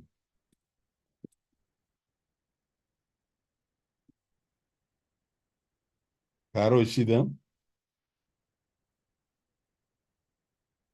She's not there. So ladies and gentlemen, are there any comments, any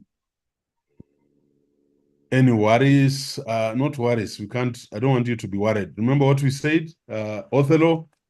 Remember what I said in my anecdotes. I really don't want you to Yes, sit Prof, I have, my center. name is Marcella. Yes. Yes, Prof, you say your ego is not at stake. Go ahead.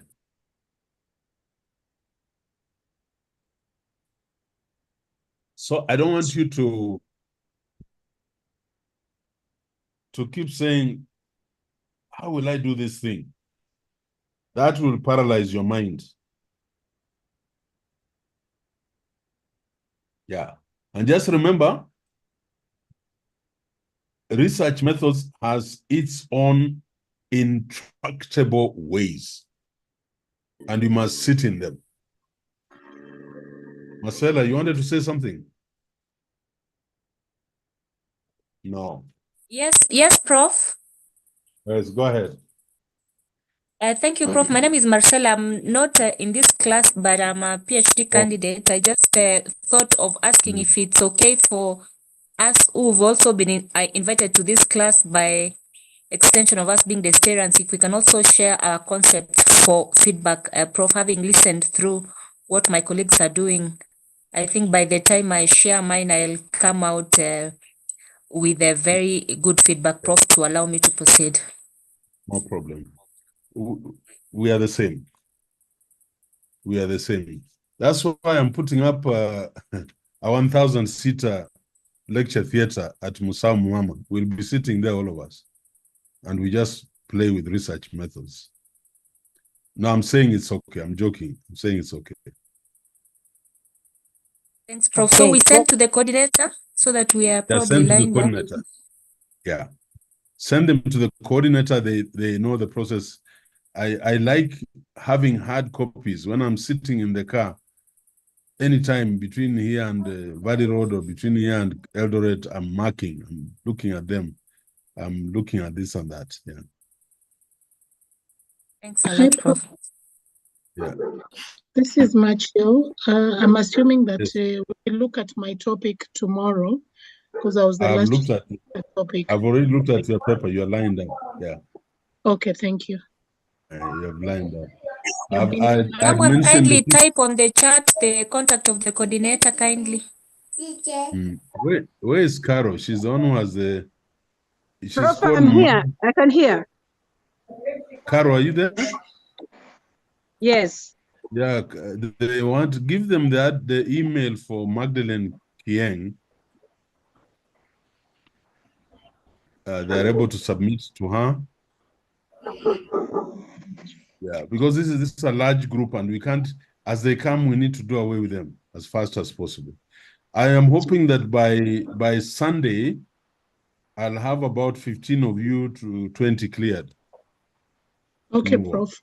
I've been on the side. I created a different document as I'm listening to you look at my colleagues' work. I've also been working on a different document.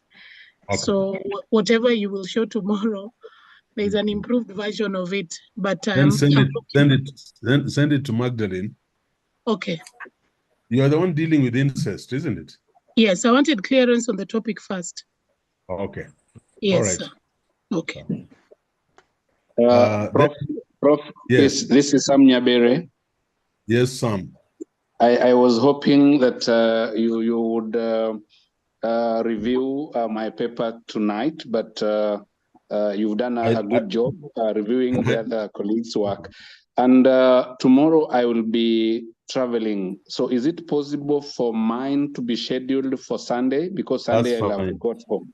Sorry? That's fine. I was looking for you, by the way, at the beginning of the lesson, because I knew you're out of the country. I would have finished. But Sunday is okay. We can do yours. Yeah, I will request Dr. Yuya to schedule it for Sunday so that I'll be comfortable following through your feedback. That's fine. That's fine. Thank you very much, sir. Hello, okay, Prof. Everybody. Yeah? Yes, Prof. This is Chris Wekesa. Yes, Wekesa. Thank you, Prof, for the very rigorous shaping of our mind today. I have actually listened to the way you are shaping my sister and imagine I need to do something. I think I've not done anything. So just to ask, maybe if you went through mine and if I'm on the line or I need to begin a new one and do a completely I have not, Wekesa, I have not received, just a minute, let me see the latest I've just got from Magdalene is Moline, Anyango, Kasaman, Josephine, and Monica Wakoli. Those are the ones that have just come in. I haven't seen your work. I sent it to your email actually last week. You don't, I wish you don't send to Prof. It really, we can make his work easier by sending to Magdalene and myself. We will request, please. Just send it to Chris. I'll look through it before tomorrow evening. All right, Prof. Thank you. And But things I like want to encourage all of you. You are doing a good job, and we are moving somewhere. But you know, we have a mission. Eh? We have a mission, and that's why I gave you that anecdote. And just Prof, remember. Excuse. Yeah. Hi, Go ahead. Prof. Is that Bernard? This is Bernard. Yeah. Bernard, Yes. which program? I'm in MBA Strategic Management Masters. Okay. Yeah. But I'm privileged today to be here, and I really appreciate sitting and listening to your wisdom. You're making research look quite interesting. I just have a question. I think I've attended several, like even defense and what have you. And I'm finding, I don't know if like our university nowadays, if we have like a standard template on how to write a thesis, some sort of guideline, specific for data, because different universities have different formats of doing it now. So from where you sit as our CEO, I don't know if I have a standard template for this. We have. In fact, the booklet, I'm pushing, I want this booklet published before mid next month. This is gone through all the processes just now, going to Senate and get it ready for publication. In fact, this thing is gone through Senate. It's ready for publication, and that will, everybody will have a copy. You are entitled to a copy. Yeah, so it should not be a problem. But don't worry about those. Just understand research methods and start writing. Yeah. So that you only validate. You only go back to validate what is there. All right, you guys. See you tomorrow. Same time, 5:30. Please keep